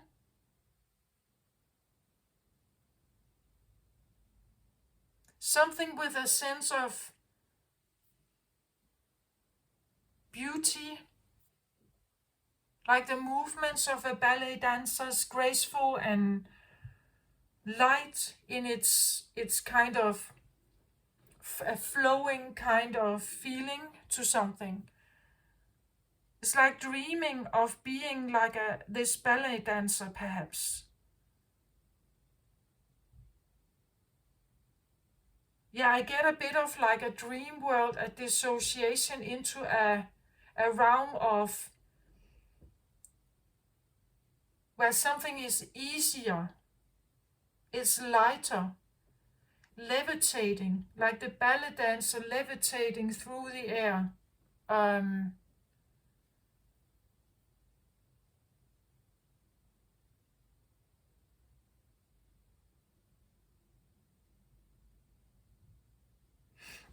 and it's like someone is holding here, someone is holding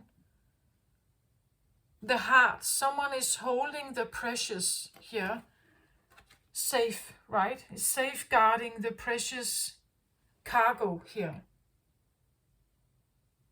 Someone safeguarding the ballerina, right? Something like that.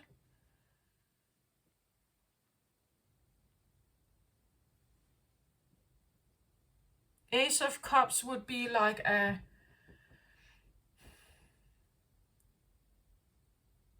the love, I want to say. Like the love.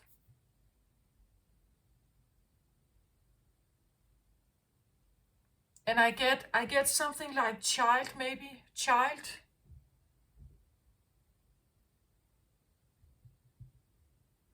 Or new. Like child or new. Or like a new angel. Newly past. A child past.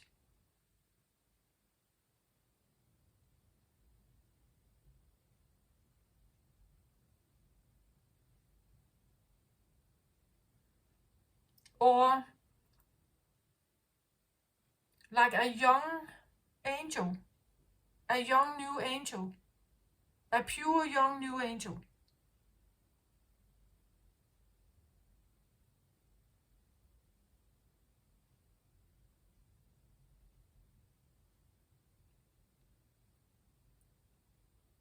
With like the transparency of a child.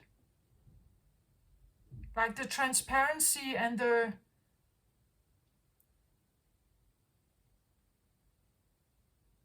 purity, you could say, of a child. Like usually you can look at a child if they are lying or trying to, because it's not working out for them, right? Their heart is still pure. Their heart is still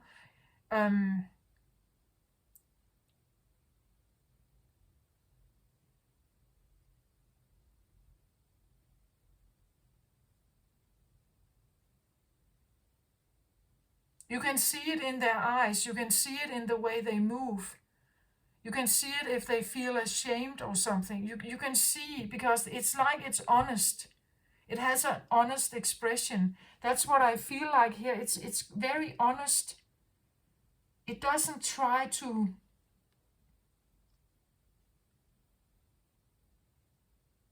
It offers something, right? It offers something. Like you would know, if you came across someone like this, you would know they have a pure heart of love. This one too, you can see it, right? They're not trying to hide the pearl. Like, it's obvious. It's transparent. There are no second agendas, there are no masks here. That's what I feel like. It's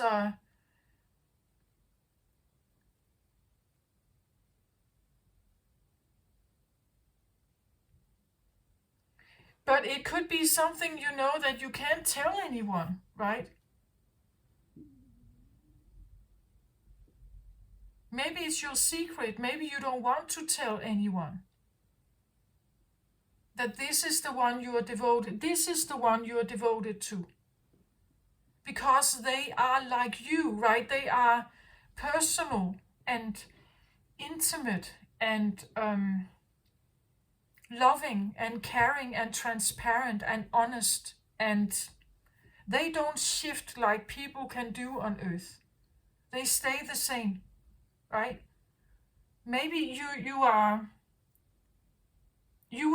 would rather prefer to connect in this way with your heart than you want to do it with something that just offers something impersonal to you.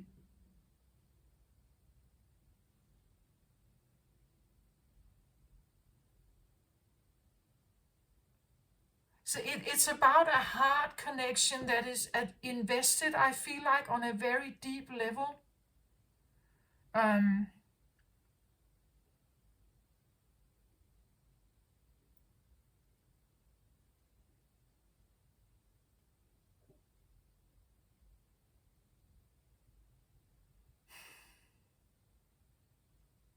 and again, wolves are predators, right? It could be the feeling of having been surrounded by people that just bite you here, or bite, or howl, or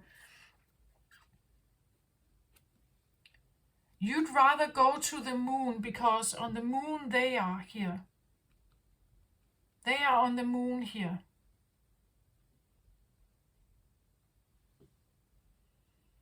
Actually, for you, Virgo, in this reading, if this resonates, the moon is I normally see the moon as I wouldn't say a bad place, but it's definitely a place that is usually connected with maybe lies or betrayal or hidden stuff.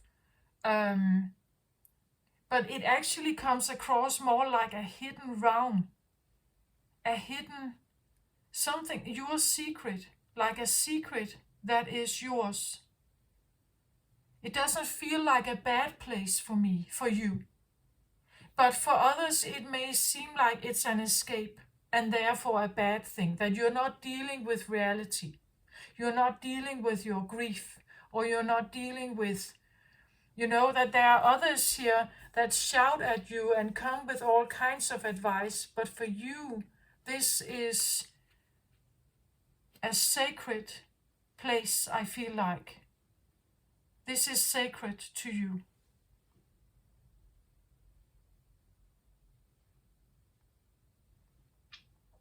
Yeah, very sacred and very personal and private, and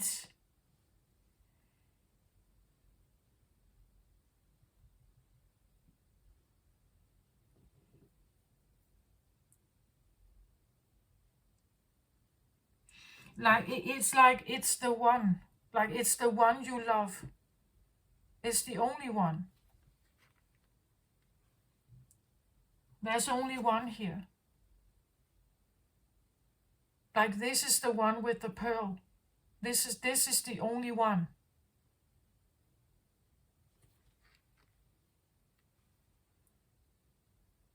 It's the only one that you feel you can, that understands you, gets you. It's the only one you would ever devote your heart to, I feel like. Because it's pure enough, like it has this,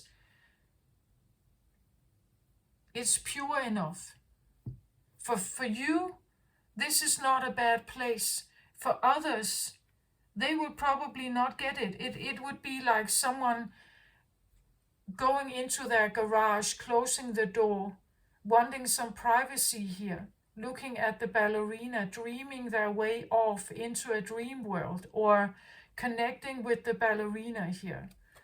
Because when you connect with the ballerina, or you identify with the ballerina, you can connect with this one.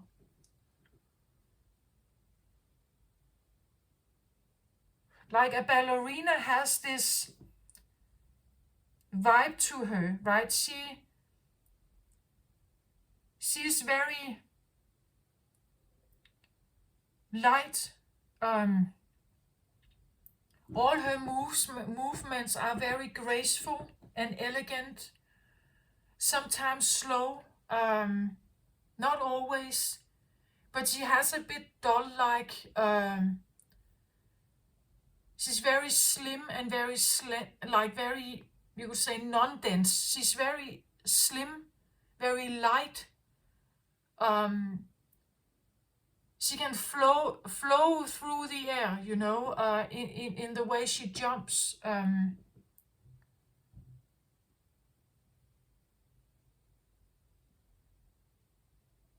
She doesn't say much. It's all in her movement.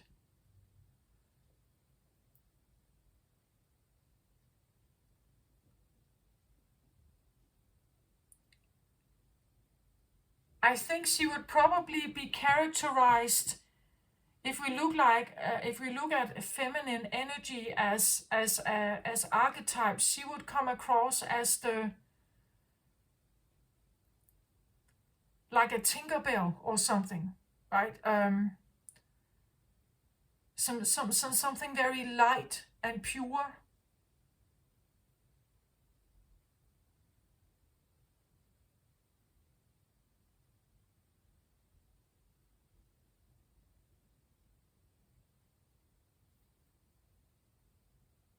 Maybe a bit magical, like a magical being. Like a ballerina doesn't really exist in the real world, does she? Like, I don't know where you would find a ballerina in the real world, like outside the theater. That's also what happens when you look at this. It's like, when you look at this, it's like it transports you into a realm that is not really real. Like, you don't see ballerinas in the street. They only belong in the theater. They only belong in this box here, right? They only belong in a certain environment. You can't find them in the office, in the cafeteria, in the subway. Not unless they are on their way to training. But you don't see them with the skirt and on tiptoeing, right?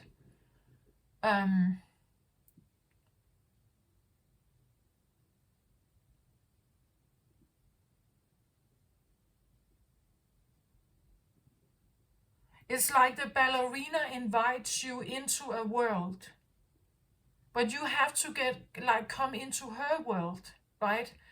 The ballerina can't really come into reality, or the matrix reality, because how would she manage there? It's like she's almost too fragile or vulnerable there. Like, I know someone who performs ballet, they are actually extremely strong and lean, and It takes a lot to be the ballerina. It takes a lot to present this image.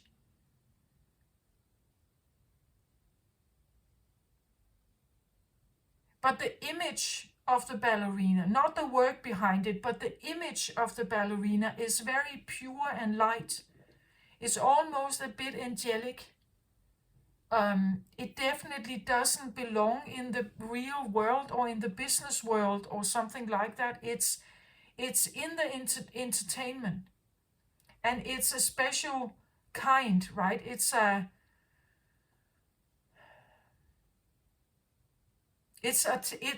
artistic kind. It's an artistic world.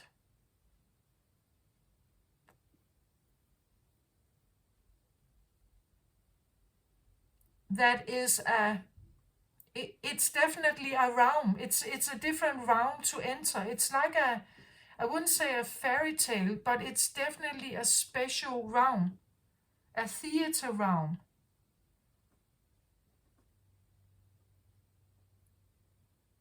It's a special way of dance. It can't be compared with any other kind of modern dance or classic dance.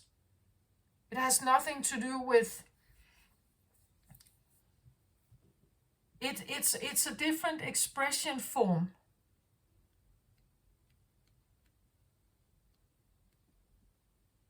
I also think for a ballerina to actually become the ballerina, besides the hard work and the long training hours, and you build this up from child state, it's like becoming a ballerina is not, you can't become a ballerina as an adult, I think.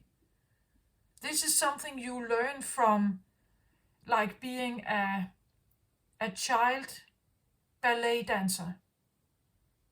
Like you don't just become a ballet dancer like that.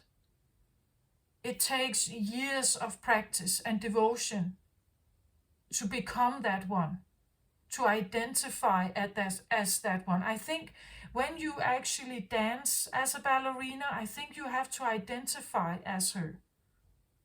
It has to become part of you. It has to become part of your heart.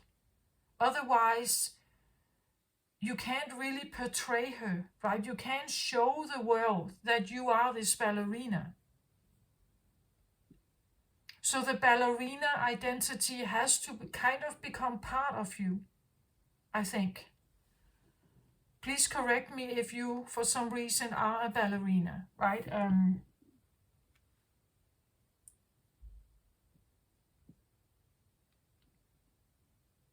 But there's something about wanting to connect with something that is perhaps on the other side, or is a deceased loved one, maybe a child. And she had that to her. Like she had this, like this is glass, right? There's a fragility, a sense of vulnerability, perhaps very open, very trusting, very very kind and very loving and transparent. I feel like it's a very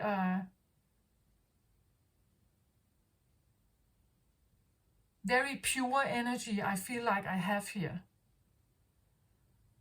And there is this, I normally moon for me would be something that we should have a look at, because it can be shadowy. It means that it's not always healthy. It's maybe a secret or something you're hiding, something you are ashamed of, or something you have been punished for, something that is a repressed trauma or something like that.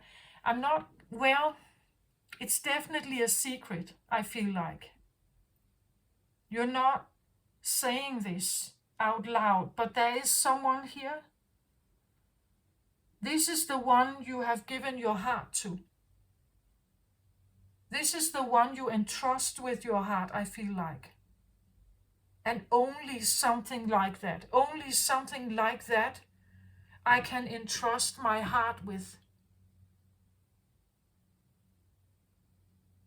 Because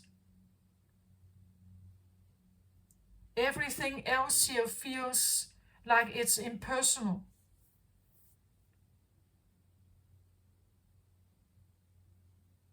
Like those around me, it's impersonal.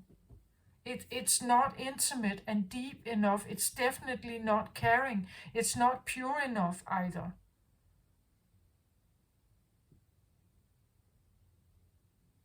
Yeah, that's what I feel like. So it's like drifting off into a meditative state or something that is sacred enough for you, pure enough. And this is where they are. They are here. And if this is not someone on the other side, I want to say this is someone you know. You are thinking about them. It's a secret, perhaps. You are in love with someone here, I feel like. It's the only one.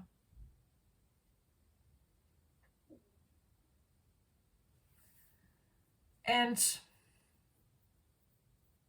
they have your heart. Like that's just how it is. They have your heart. You are devoted to them.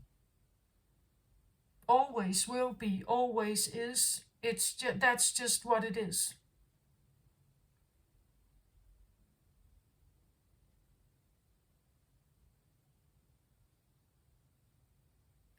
End.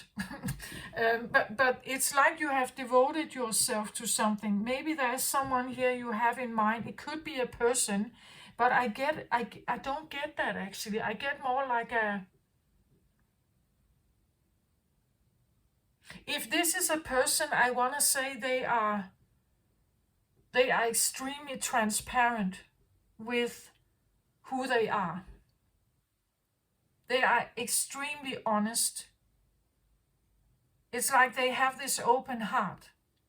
And you, like a child, you can just read them. You know everything about them. They have this, they are just utterly transparent and honest and pure and noble or innocent, perhaps even. They don't know about lying. They don't, it's not there yet. Like, it's like a child. It's not there yet. Like they don't see the point of lying, right? They don't understand lies.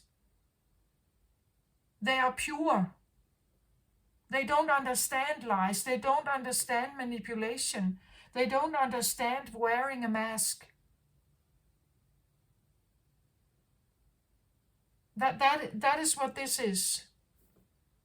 It's that young or naive, or it's that open. It's that beautiful. It's that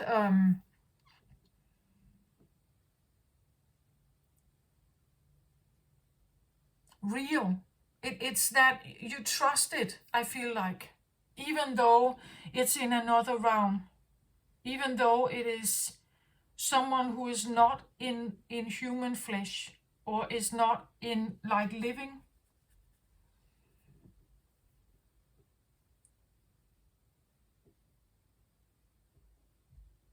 It's like it could be a secret, but you have devoted yourself to a realm of something here.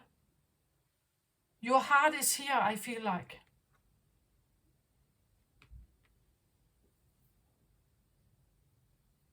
And if you could, you would rather go here.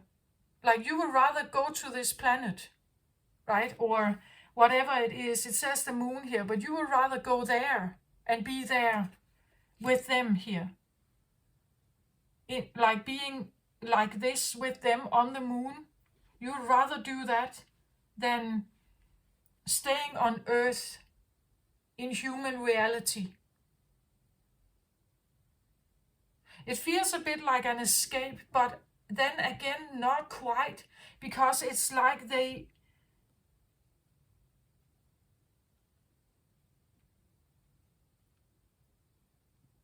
it feels like it's not a dualistic love.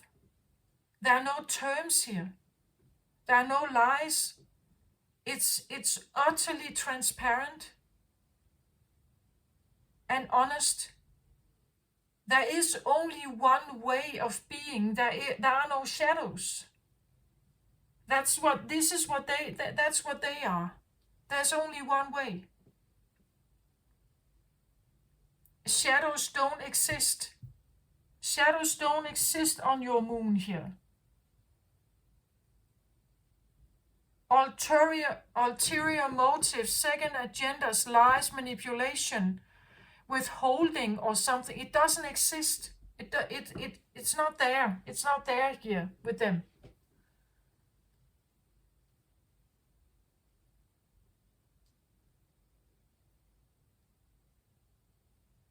There's only light. There's only love. There's only peace. That's what this is. That's what it means. Yeah. Can I get one more card on this sacred breath and sound? Because it feels like it's a state that you have to get yourself in. Also, almost like a trance-like state or a meditative state. Um,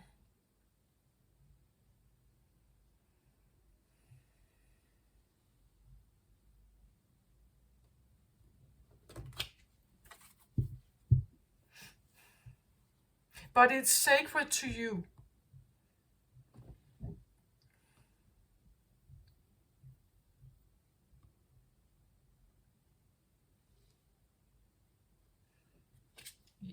Yeah, I get here six of swords, and again, look at this. It's like this talks about leaving tumultuous times behind and looking for brighter, clearer new skies, right?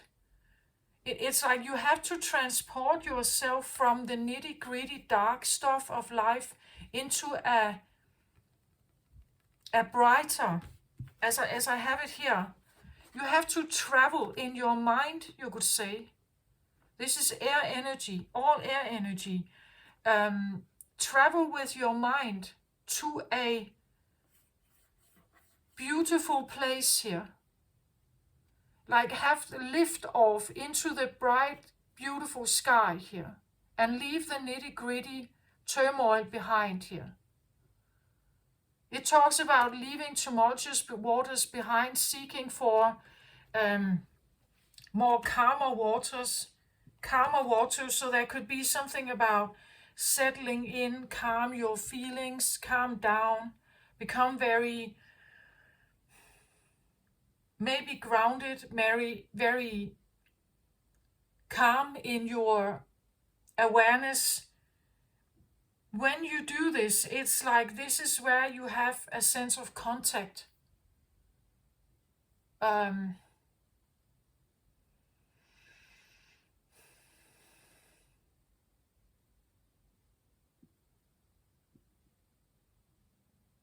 Yeah. But this could be something you need to do with your mind. The way you think, you have to allow for something. You have to allow yourself to think brighter new thoughts. You have to allow yourself to believe in something beyond. You have to believe that you can contact them, that you can talk to them, or that they are here. Or that when you transport yourself from the darker times into something lighter, you lift yourself into a lighter state of mind, an easier flowing state of mind, then they are here.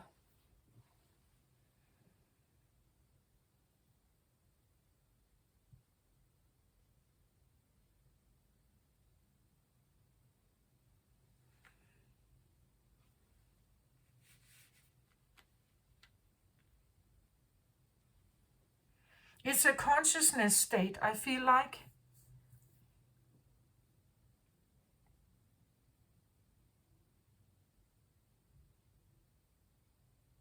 Again, we have the moon in the background here. It's a consciousness state that you deliberately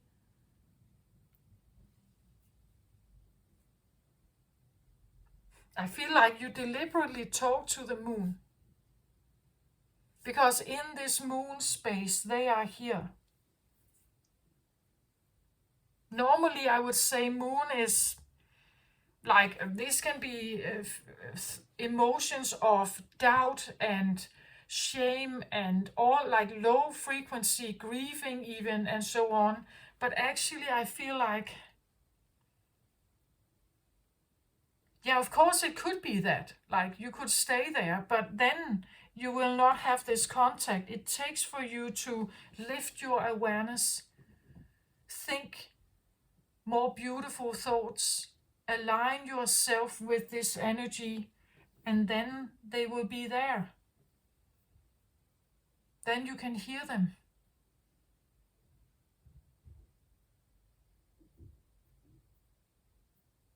So here we could talk about also like becoming lighter. Becoming lighter, you could say ascending, lifting your energy or lifting your vibration by thinking different thoughts. This can also come through the act of forgiveness. That if you forgive some heavy load, you will immediately lift yourself. If you can have compassion for some very troubling times in your life, that is a way also of raising your vibration.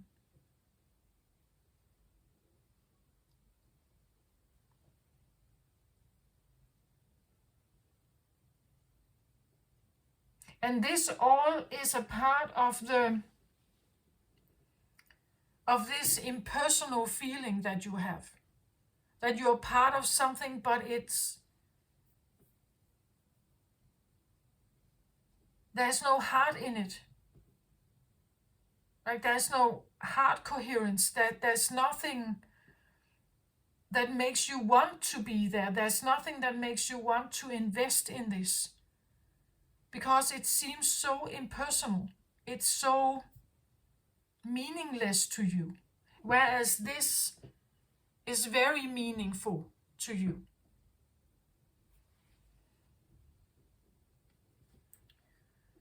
One more card on the Angel of Love here.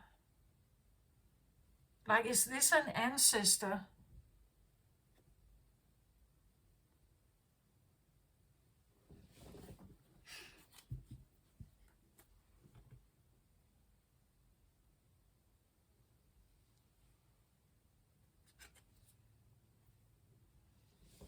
Again, we see here 5 of Michael, right? It's again, you see how there's darkness over here and how there's brighter, beautiful new sky with the sun over here.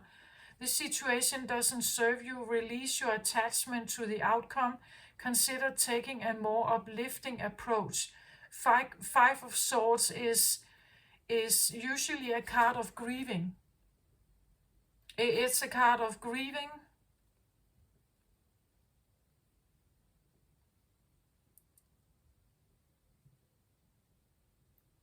And yeah, I do think that there has been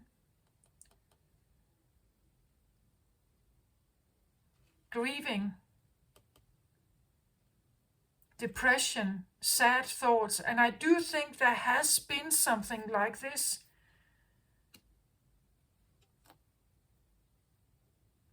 But it doesn't serve you to sit in grieving like that. Release the attachment to it. Consider taking a more uplifting approach, and that's what they want. They want you to take a more uplifting approach. I think you like, it's someone you love. You have lost them, I think. Again, I get this feeling of, could this have been a child?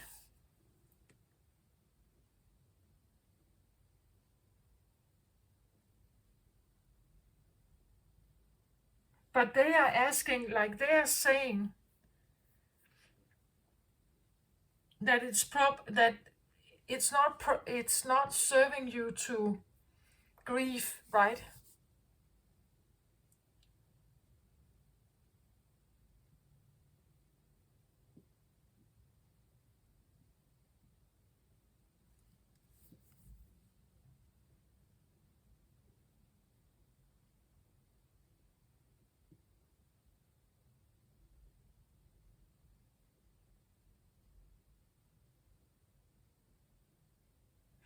But they also say that you shouldn't be attached to an outcome of contact, perhaps an outcome of having connection here with something. Like from this other perspective, they, again, this is, well, I think this is difficult because who am I to say that this is good for you or not? It feels a little bit like if this is an angelic realm here, that they would say that you shouldn't do this, like that maybe this outcome is not helping you really in your daily life.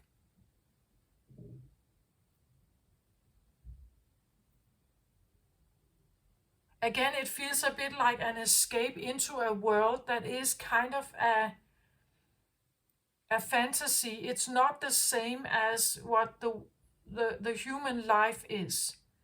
So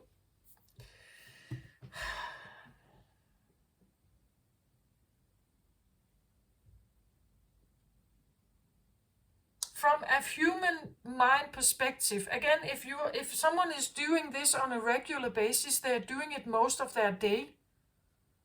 It takes off many hours. Then you could say maybe this is not the best thing, because how do you want to sustain yourself if you, like in a human form, if you keep escaping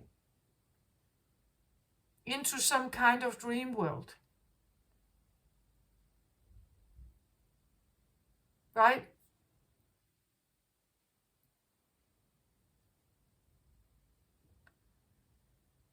You have to live the human life. But then again, couldn't there be a balance? Couldn't there be some kind of balance where you can have a human life existence, and then you can also have a dream world or a sense zone or something? Something that helps you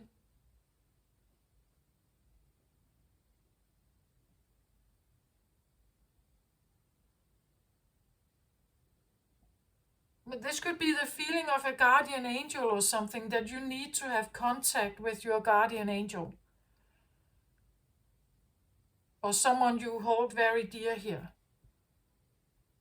That you want them to be part of your human life also, because you can't imagine not to, right? But it's just whether it kind of control, if this is controlling your human life,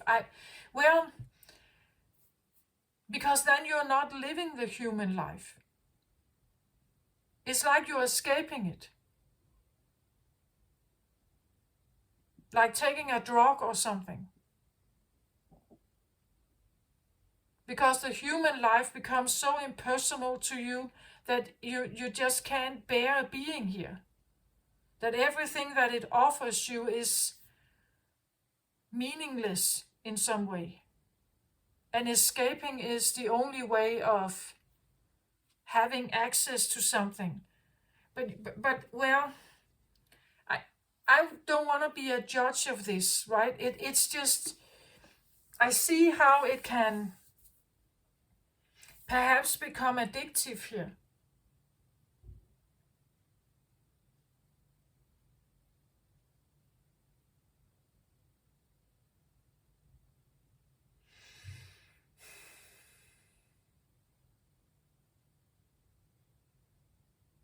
Can I get an advice card for this feeling or this situation? Because they are definitely special to you here, right? They're definitely special.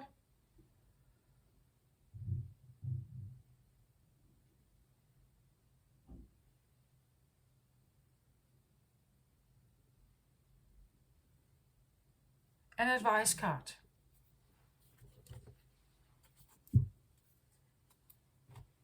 An advice card on this.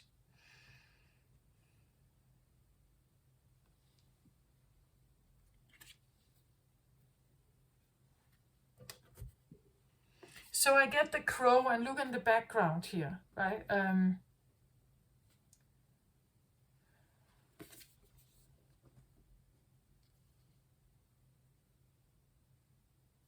The crow for me is like a bit of like a high priestess. It definitely works in the dark. It's definitely usually comes with a lot of psychic abilities.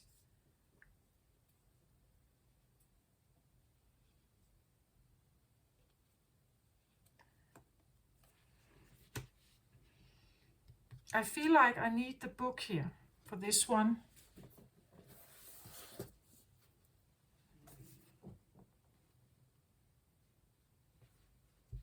I get the feeling of like own it, like own that you are the crow. But what does that mean? Maybe you should just tell it, right? That you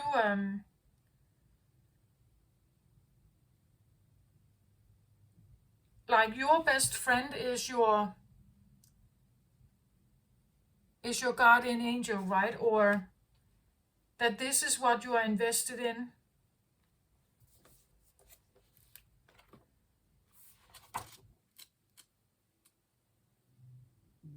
Again, there's something about worthiness, like the crow. If you're watching a crow in the garden, they are unapologetically themselves.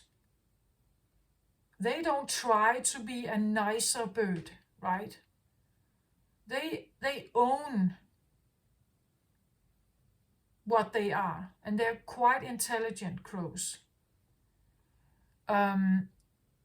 They don't try to be something that they are not. They show up, and sometimes crows are associated with witches and full moons and bad omens and so on. But they are not, they're wearing this clothes. Like they're not trying to be a nightingale, right? They show up like this.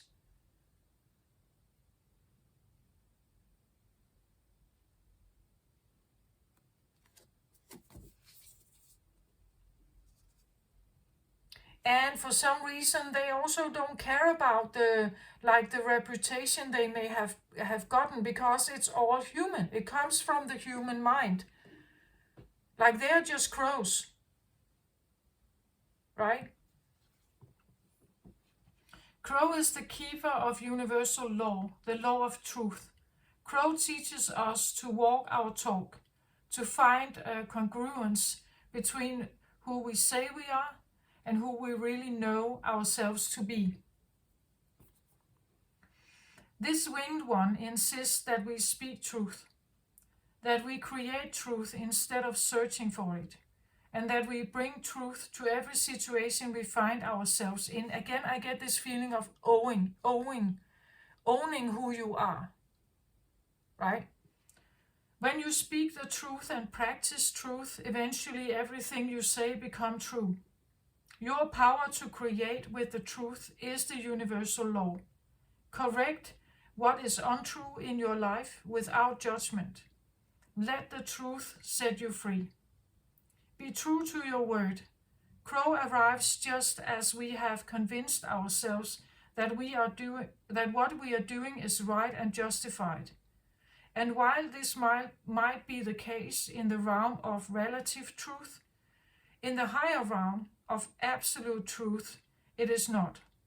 Looking deeply into your heart and remain alert, lest you convince yourself of something that isn't deeply true for you, or perhaps is not the highest truth. Do not seduce yourself with illusions. So what are you asked to do here? What you are indulging in here is maybe moon activity.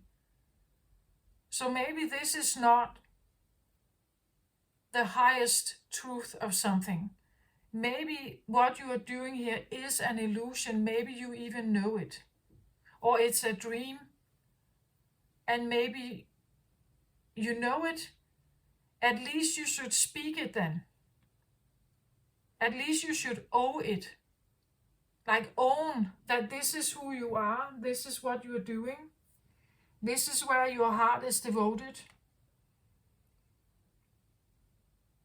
This is what you're committed to. This could also be, like I'm leaving a world behind of turmoil and disaster. And I'm going towards, again, this is where you could be seeking it. You're seeking a better world, right? But you should just perhaps speak it.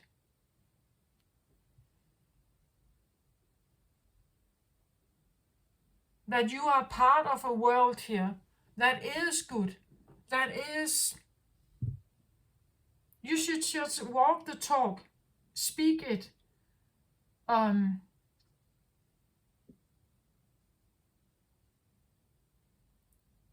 That who do you say you are and what you really know yourself to be. So there's something about owning this secret. Being very transparent with yourself also, that you are...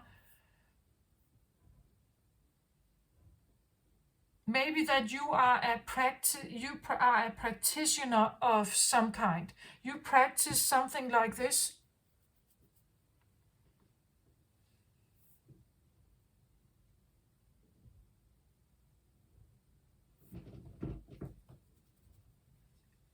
I'm not sure, right? It's something like if you...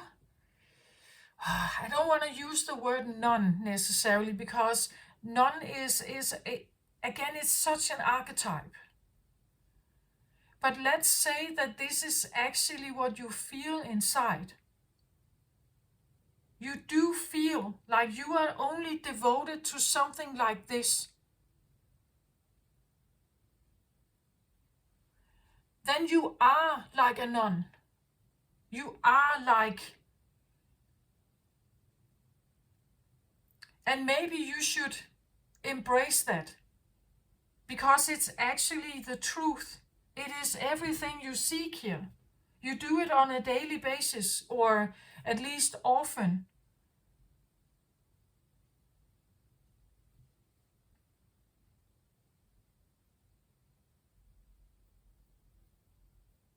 You talk to a deceased loved one, perhaps. You engage in some kind of activity. Maybe you should embrace that. This is actually who I am. I do this. I am like this. This is my priority also. This is my choice. This is what I'm devoted to.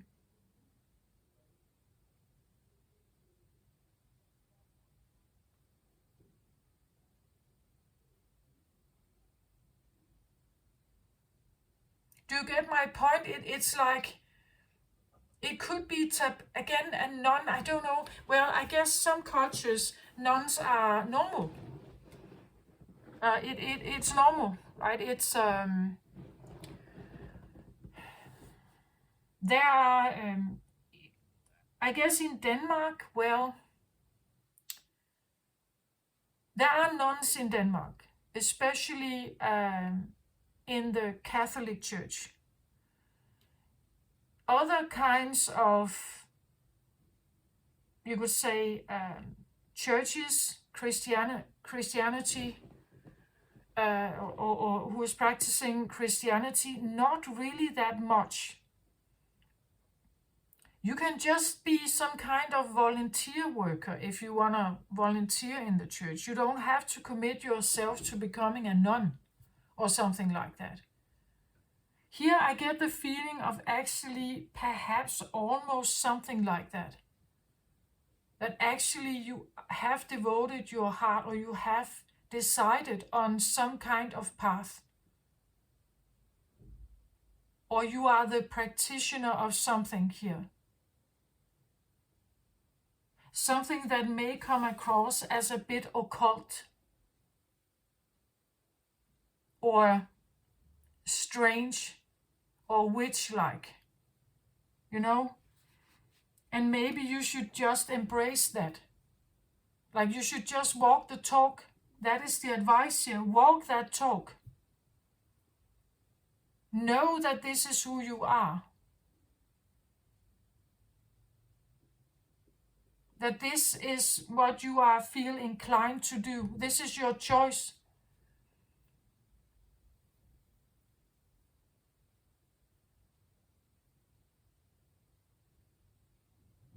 That maybe you decide on a moon path. Right? Maybe you decide on a moon path, a path into the occult realm.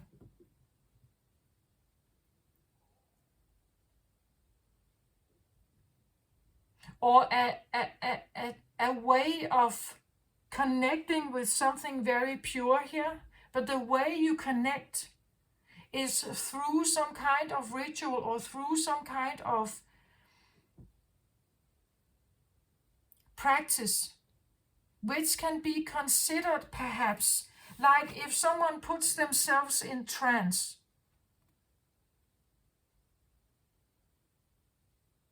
It could be considered weird, right? What are they doing? But it's actually a way of consulting something or connecting with something here. But people may not know that, right? They may not know what it means. They may fear it. What trance? What's that? What's that like? What is that about? You know? But for you, this is a sacred practice.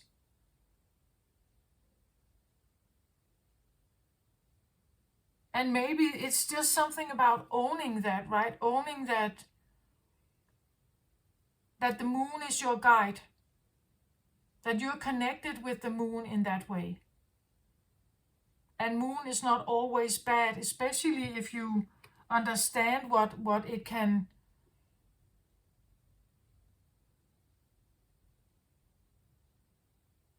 Again, as I said, Cancer and Pisces, Cancerians definitely ruled by the moon. It fluctuates, it shifts,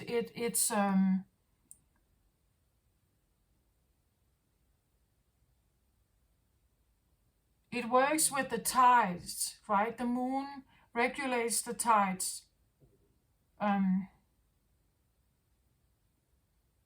There could even be gratitude to the moon, because if the moon was gone, it would actually have an impact on Earth. It would have an impact, an ecological impact on nature, if the moon wasn't there. I wouldn't say that you're worshipping the moon, but you're definitely doing something here.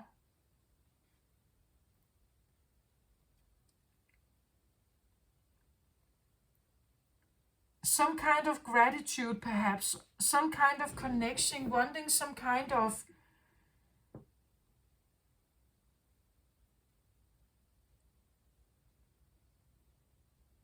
maybe apology, or again, I said, could something be granted? Could something be bestowed on you? Some kind of healing.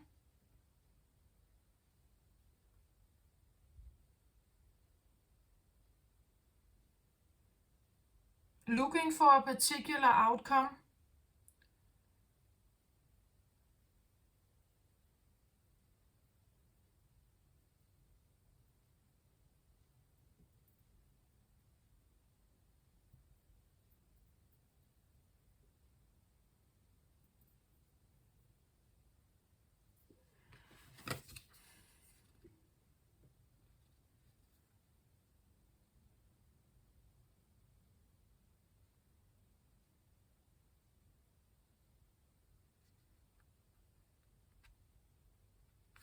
Again, it wants you to get to the bottom of something. It wants you to own who you are. It wants you to embrace even all the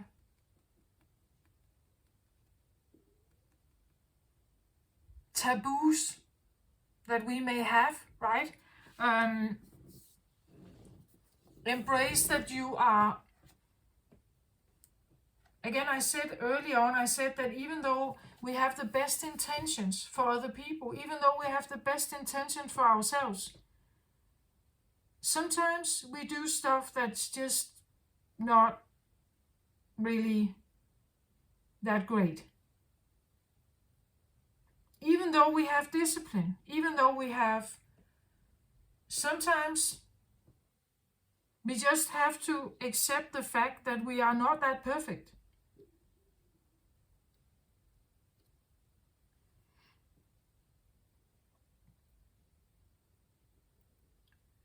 When you speak the truth and practice truth, eventually everything you say becomes true. So there's something about not not telling, I wouldn't say white lies, you know.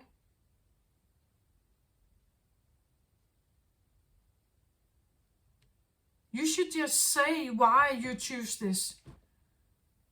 You should just become honest. You should say to the people that are impersonal towards you, disconnected in the heart space, that you're looking for something deeper than that. And what they have to offer is not what you're looking for.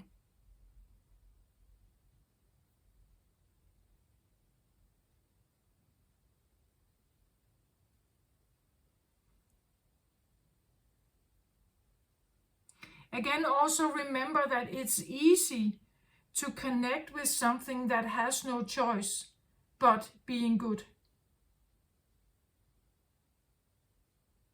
Like if this is an energy or a consciousness level that exists in a plane without duality, it can only be in one way. It can only be loving. It's easy to connect with something that can only be loving.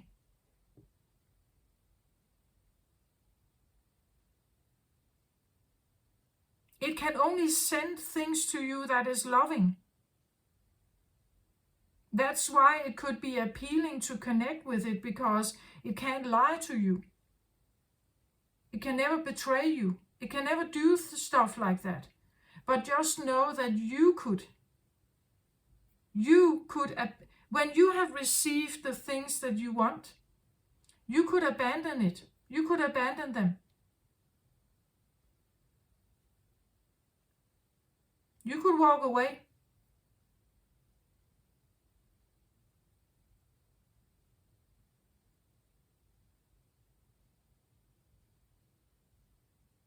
You know? This, like, to really understand this energy, you have to be able to hold a gratitude for them, for having the ability to access this forever. They have a way of being because that is the consciousness level they are from or in. That is what they do. That's how they act. This is what they send. This is the bliss you connect with. But just know that you are probably not that pure. Existing as a human. You will fail, maybe. It requires a lot of discipline to be like them or aligned with them. It requires a lot of you to always think pure thoughts, to always align yourself with light, to always fight off the grief or fight off these impurities or the jealousy or the bitterness or something that you are in a world that is not coherent with your heart.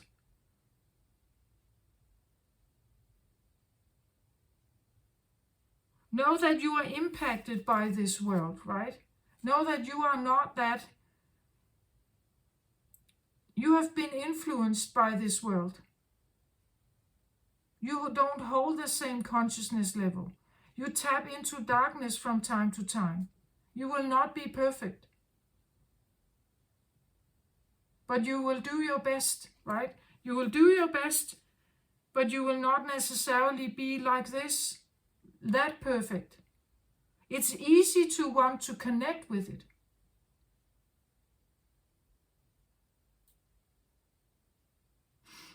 Like it's easy to want to connect with the beauty of the ballerina.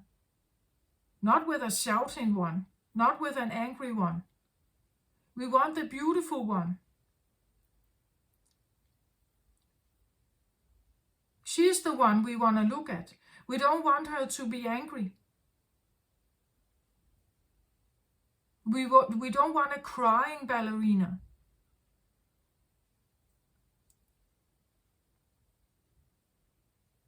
We want a graceful, light, beautiful one. And if they can show up like this graceful, beautiful, pure ballerina all the time, of course it's easy to connect with them. It's easy to want to connect with them.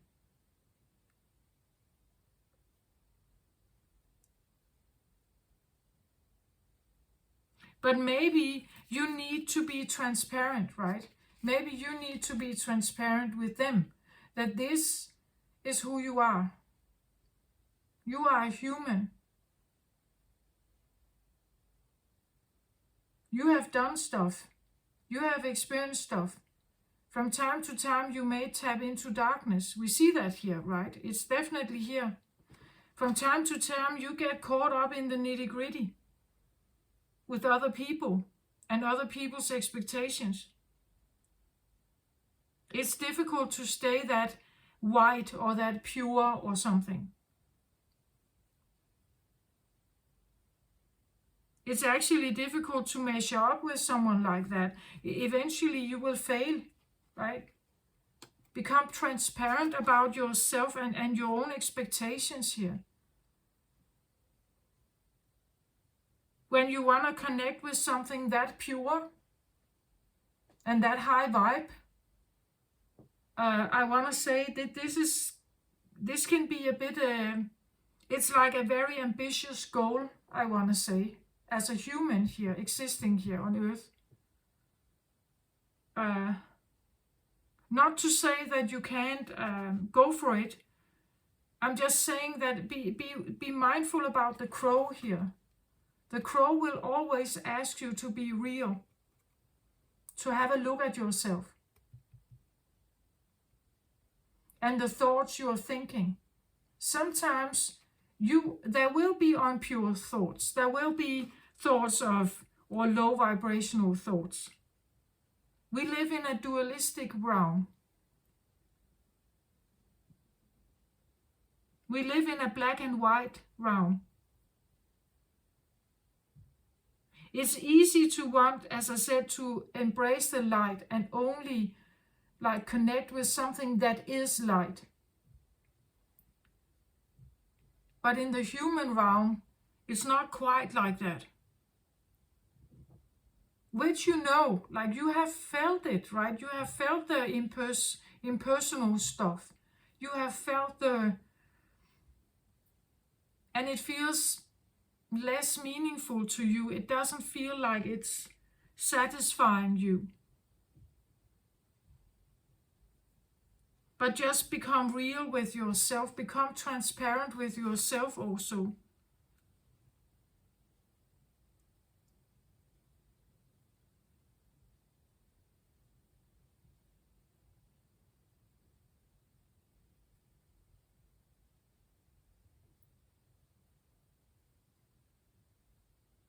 And also know that in this realm you live in, I'm not sure this energy would be good in this realm we live in. Like we need a bit of a warrior gene also here. Something that can say no. And something that is willing to walk away from time to time.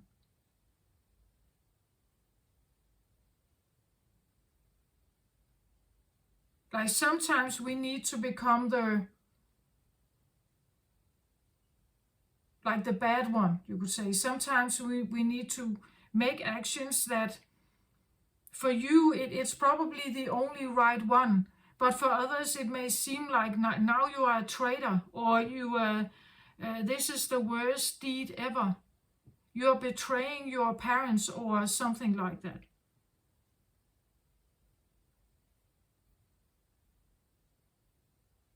There is no way in this earthly realm to be perfect. It doesn't exist, and I think it's important to really become aware of this. Sometimes there's a beast in us.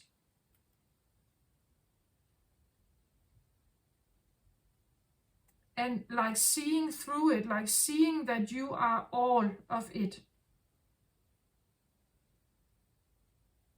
Maybe that's why I had this transparency, and I was very drawn to my glass angel, right? That there's something about like really seeing through everything and being very honest about who you are.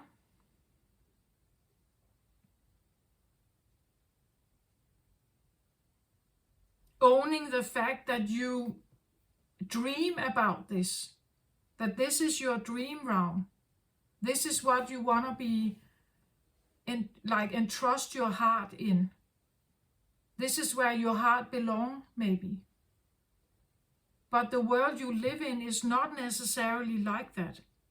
You can still be honest here and speak your truth about it. But again, people may not get it.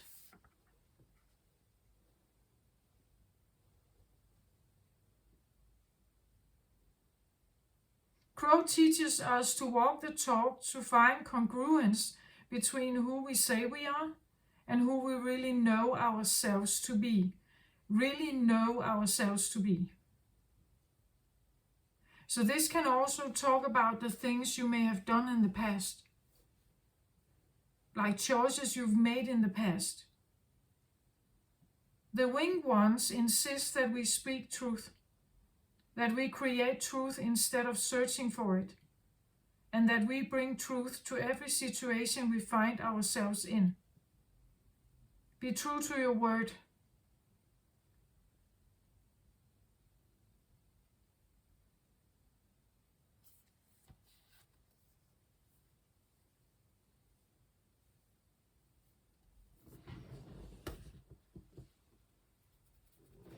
Don't ask for things or try to co-create something that isn't true to who you are.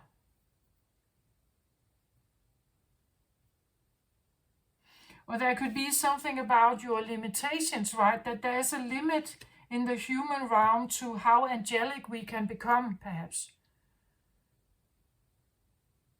You know, or something like that. There's, I don't know, I get something like that. Something about being very, very devoted to something that is very, perhaps, pure and not non-dualistic. It has only one expression of love and light and purity and innocence and compassion, and it's all those very beautiful high vibe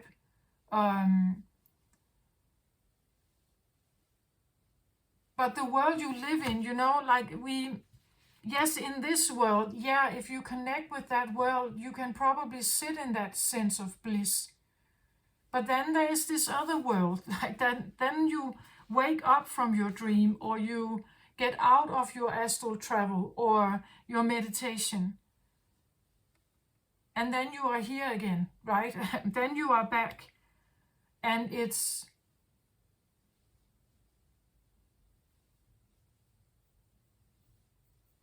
I think this is adding something to your life, right? It may add a sense of a break, a sense of a pause in whatever is going on in your life.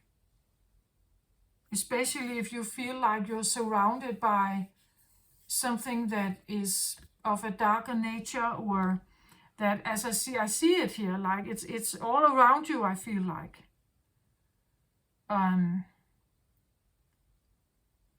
But then maybe also embracing that, right? Embrace that the fact that at this point in time, it seems like But there is a lot of stuff going on around me which I actually am not sure I want to participate in that. I want to go somewhere else here, right? I want to join another club. I want to invest in this, or I want to join. I actually embrace the fact I am a nun. So now I'm going there, right? I'm going there where I want to be, because this is who I am, right? There's something about that, who you are.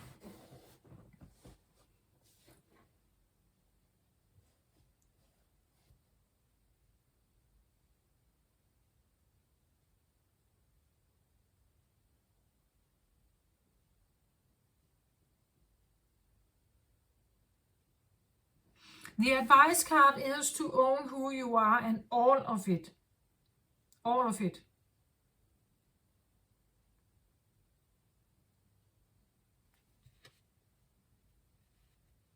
I think most people, they want to think about themselves and portray themselves in a certain way of being successful or charismatic or likable or something.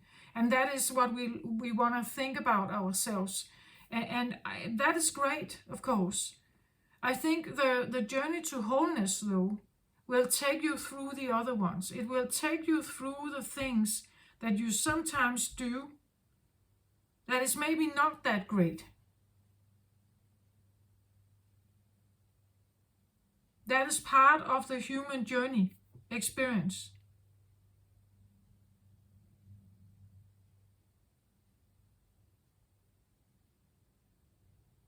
For instance, there is such a difference between the matrix narrative and the natural world. If you believe if that is your consensus and you join this narrative, in this narrative, the human species is the top predator on Earth. We rule the world. We rule the Earth. We have decided on so many things about Earth. We are owning Earth, so we can just do with it what we want. We have taken ownership of it. We have decided we have separated into countries. We've made borders. We've made language, religion. We have legislation. We have church. We have all kinds of stuff in our narrative that is made by the human mind. There seems to be a sense of consensus, because if you don't join this one, you step outside of this club and you look around, you will see what is else here. What else is here outside the human world is the natural world. The natural world is something very different than the matrix world, which is very much like it's a bit like a narcissistic narrative. It's very self-absorbed about its own power and how important we are. Like the human narrative is very narcissistic, actually. It's self-absorbed. It's about self-realization. It's about becoming something great. It's about being important and special. If you take yourself out of this narrative, you get into the natural world. In the natural world, this is very different. Nobody here is special. You're a species on this one planet in our solar system that seems to have some kind of life. When you live here like animals do, animals have no awareness about science. They don't know anything about, the history of Earth. The only thing they know is what they have learned from their parents, what they have been taught from their parents. It's the only thing they know about surviving, getting their basic needs met, procreate, and then live their life to the fullest, the best possible outcome they can have. And then they will die eventually. A cycle of life.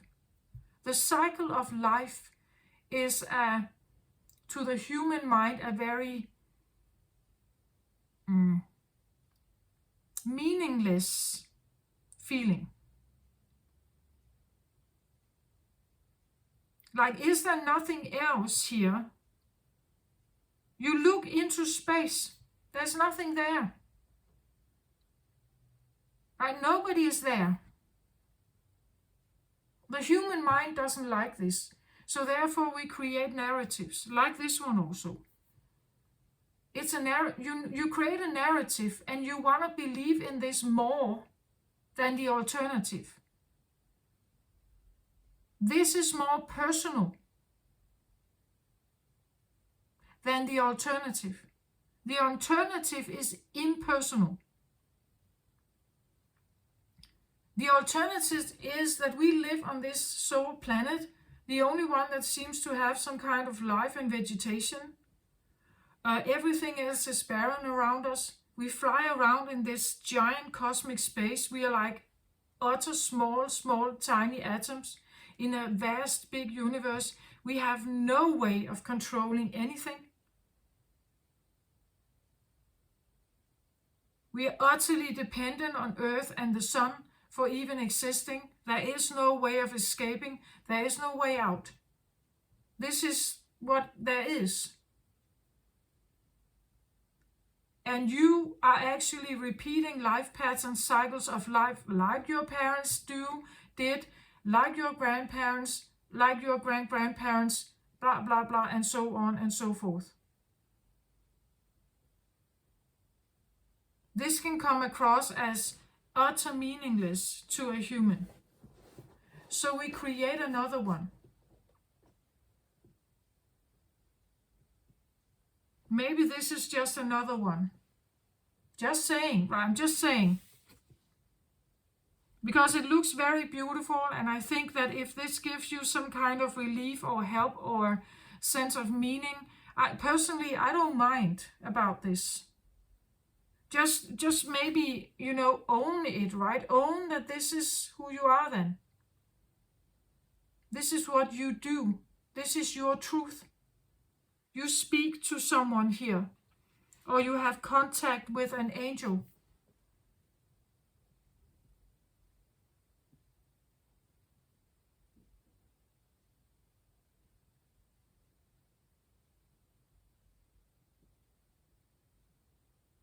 There's no limit to what our thoughts can make us believe in, or how our thoughts direct us. Even if we want to escape something, like dissociation is usually a kind of mental escape in the moment, because you're in something tumultuous, right? But nonetheless, it's the mind helping. The mind is helping you to get out of something. Even if it's just a mental escape. Right? It's still trying to help you in the situation you're in. And that's all that humans do, I think. Everything we do, everything that is a sense of narrative and understanding is there. Narrative is our world. It is how we make sense of the world. It's how we find relief in world. It's how we find grace in world. Saturation. It's how we find meaning. It's perhaps even how we find love.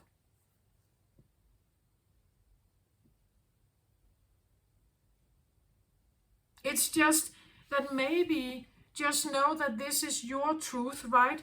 And maybe others don't get it. They don't have to get it. And you don't have to convince them to get it, to understand it. This is the choice you've made.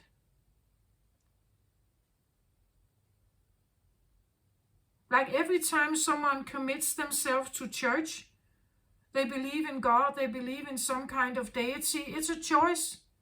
They believe in that narrative. They want to believe in that narrative. It helps them in some way. There's nothing wrong with it. It can be like a protective mechanism. Maybe you feel like it helps you, right? That it soothes you, it helps you. It's sacred to you.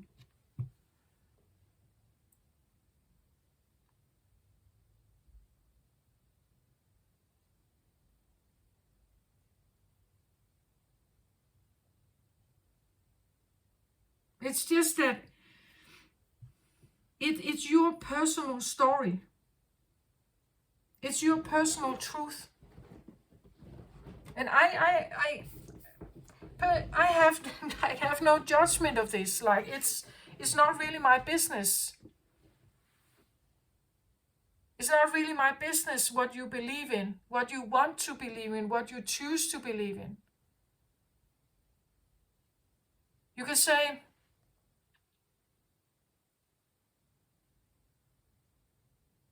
is it unhealthy?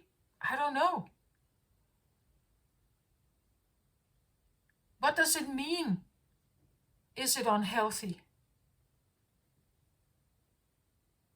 Like the entire human world is participating in a narrative. Is that unhealthy? I think if you look at it from a certain view and perspective, you would find that many people inside the matrix are suffering there. They don't feel great there.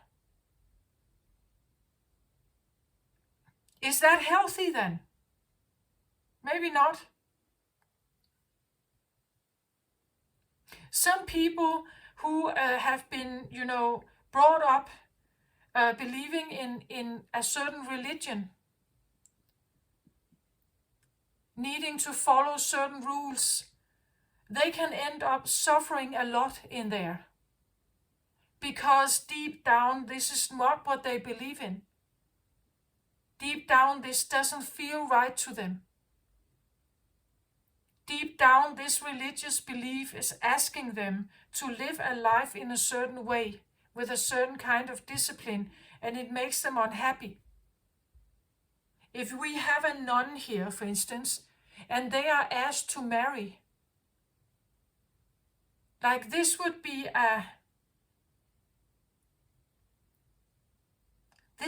so wrong, right? Then it would be better that you actually say it, right?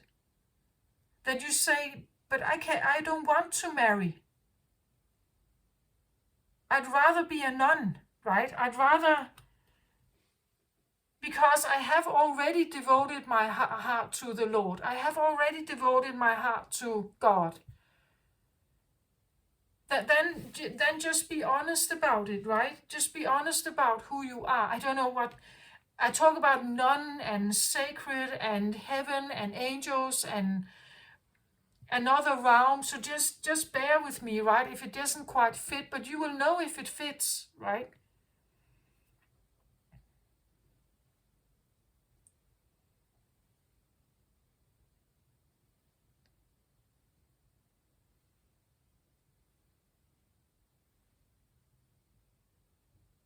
This could be the need of like needing to connect with something that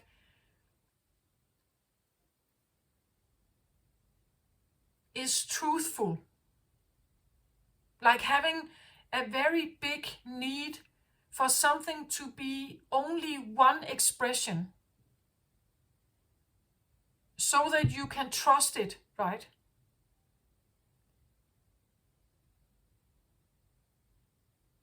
I don't know, but that and that could come from a strong feeling of insecurity and unsettling ground.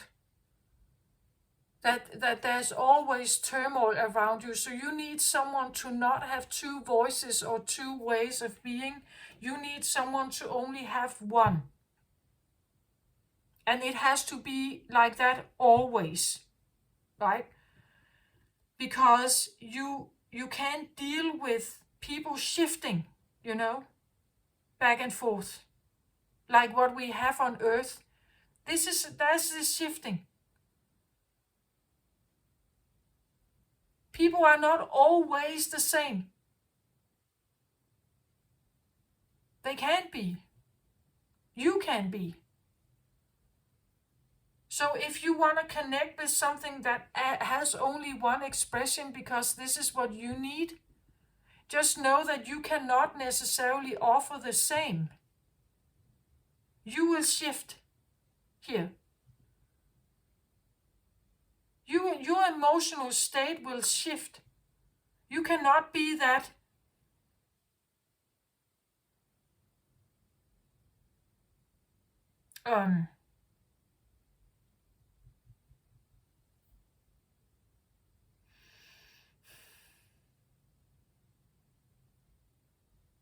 yeah, you shift. You will shift back and forth according to what you're experiencing. You will never be able to stand in just one light. Not while you are in human form.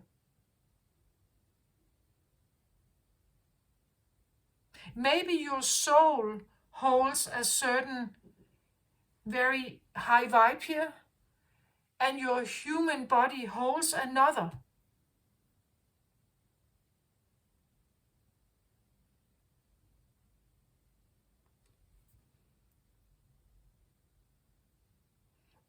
I still have the feeling that you would like to choose the good, the green grass, the beautiful flowers.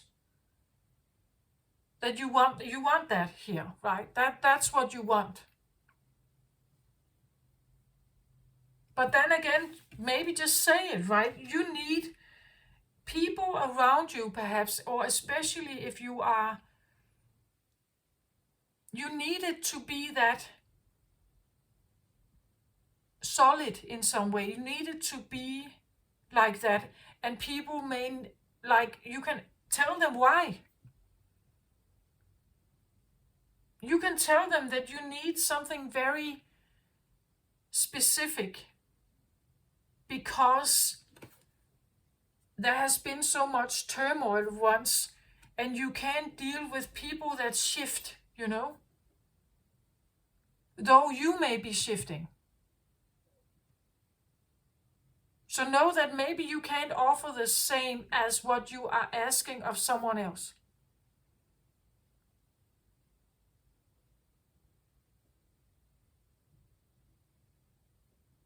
Maybe that's also something you have to realize, that yeah, we want something particular from someone, but maybe we are not able to offer the same back. And then, is that fair? Is that a fair trade?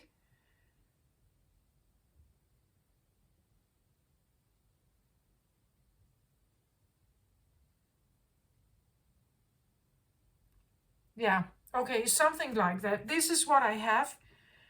I feel I want one more advice card here. So definitely own who you are. Own that there are sides to you that you can't escape, or that maybe you can never be the ballerina. Maybe you are not, you don't have the shape for it, right? That this is all a dream. Maybe just own the fact that you are not a nightingale. You are a crow here. With all that comes from it. Everything, right?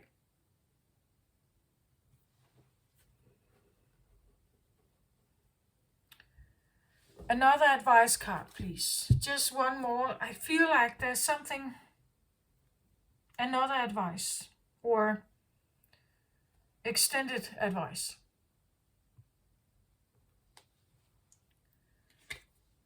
So I get decision here. Release yourself from that which holds you back, a need to detox, unnecessary worry based on the lack of self-confidence. You see, it's always about your decision where you want to go, but just know that lack of self-confidence and unnecessary worries, that it's part of the human journey. Release the things that you can't. Release the fact that you need to be a ballerina, or you need someone like that to be around you. Perhaps,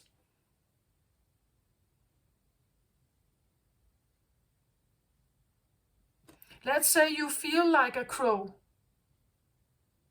but you would like to be the dove. The dove kind of represents a bit like what I talk about the ballerina, right? That the dove is this pure white thing, where this is this maybe a bit more unwanted. This could be like a wound that you have, like an identity of the crow, that you can never be like the doves here, because you consider yourself as a crow. But maybe you don't need to be that, right? That you can release the idea of being too chubby, or to become a ballerina, or unworthy, or something like that. It's all in your mind. Again, it's all about shifting from one perspective to another. Your narrative can create what you are.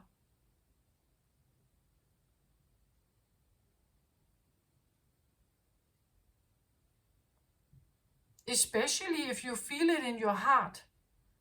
Like if you truly feel it in your heart here, that this is who you are, then it doesn't matter what anybody else says.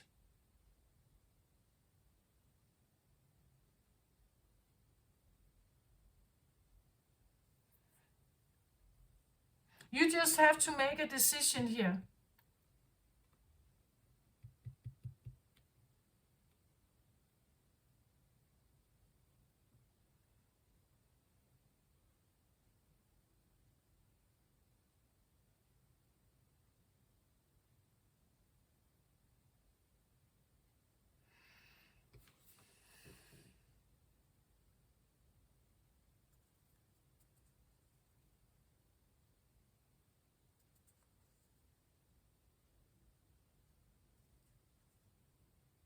So when I look at this card, it's like she is standing in this beautiful garden, right, with the flowers and everything.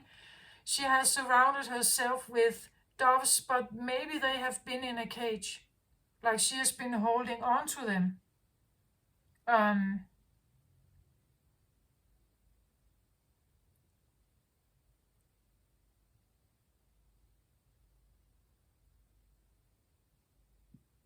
Now she's releasing them here.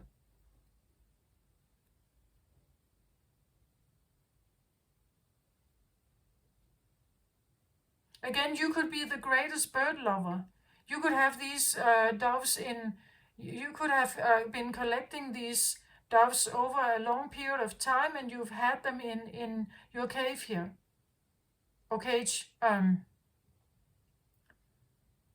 But is that actually a true kind gesture to keep them there, just because you want to keep them near? Just because you want to keep them around? Shouldn't they be living in nature? This is where we are realizing our true nature, right? That sometimes we have taken charge of something that actually has its own right to live. I've really looked at this energy a lot, like this idea that we feel like we are, the narrative of the human mind is that we are in charge, that we can do with earth what we want. Nothing is really threatening us. We can decide, we can build stuff, we can buy earth, buy land, we can build stuff. We can sow crops in the field, we can cut down trees, we can do whatever we want. But who gave us that right, right? Who gave us that right to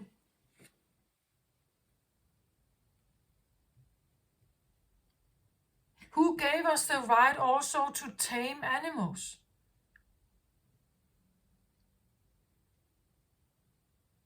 Like, just because we can, is this the right thing to do?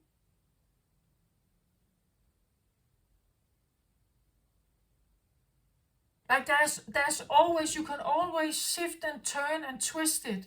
And it's, I think that we can become aware of the things we have done. We can become aware of the things we hold on to. We can become aware of the idea that, yeah, I may have been holding on to the idea of being a dove here, but actually I'm probably also a crow, right?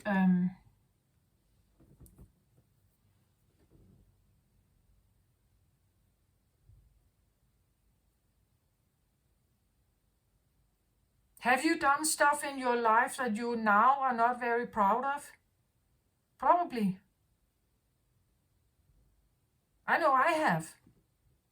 I have done several things that I'm not proud of today, that I don't think is actually according to like the real me.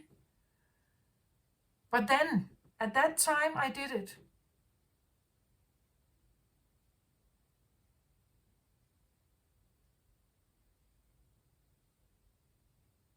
And I'm embracing that. I embrace that I've done it. I live with those, you could say, awarenesses.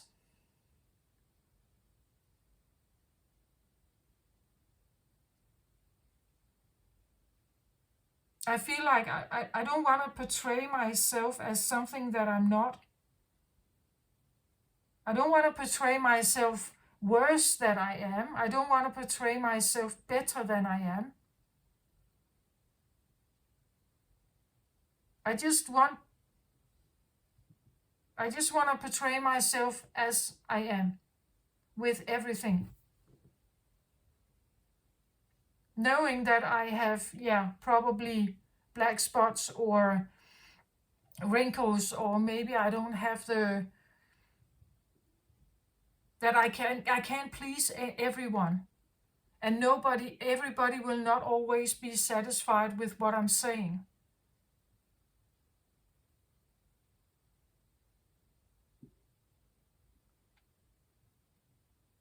But I also have no intentions of it. Like, I don't expect it to be like that.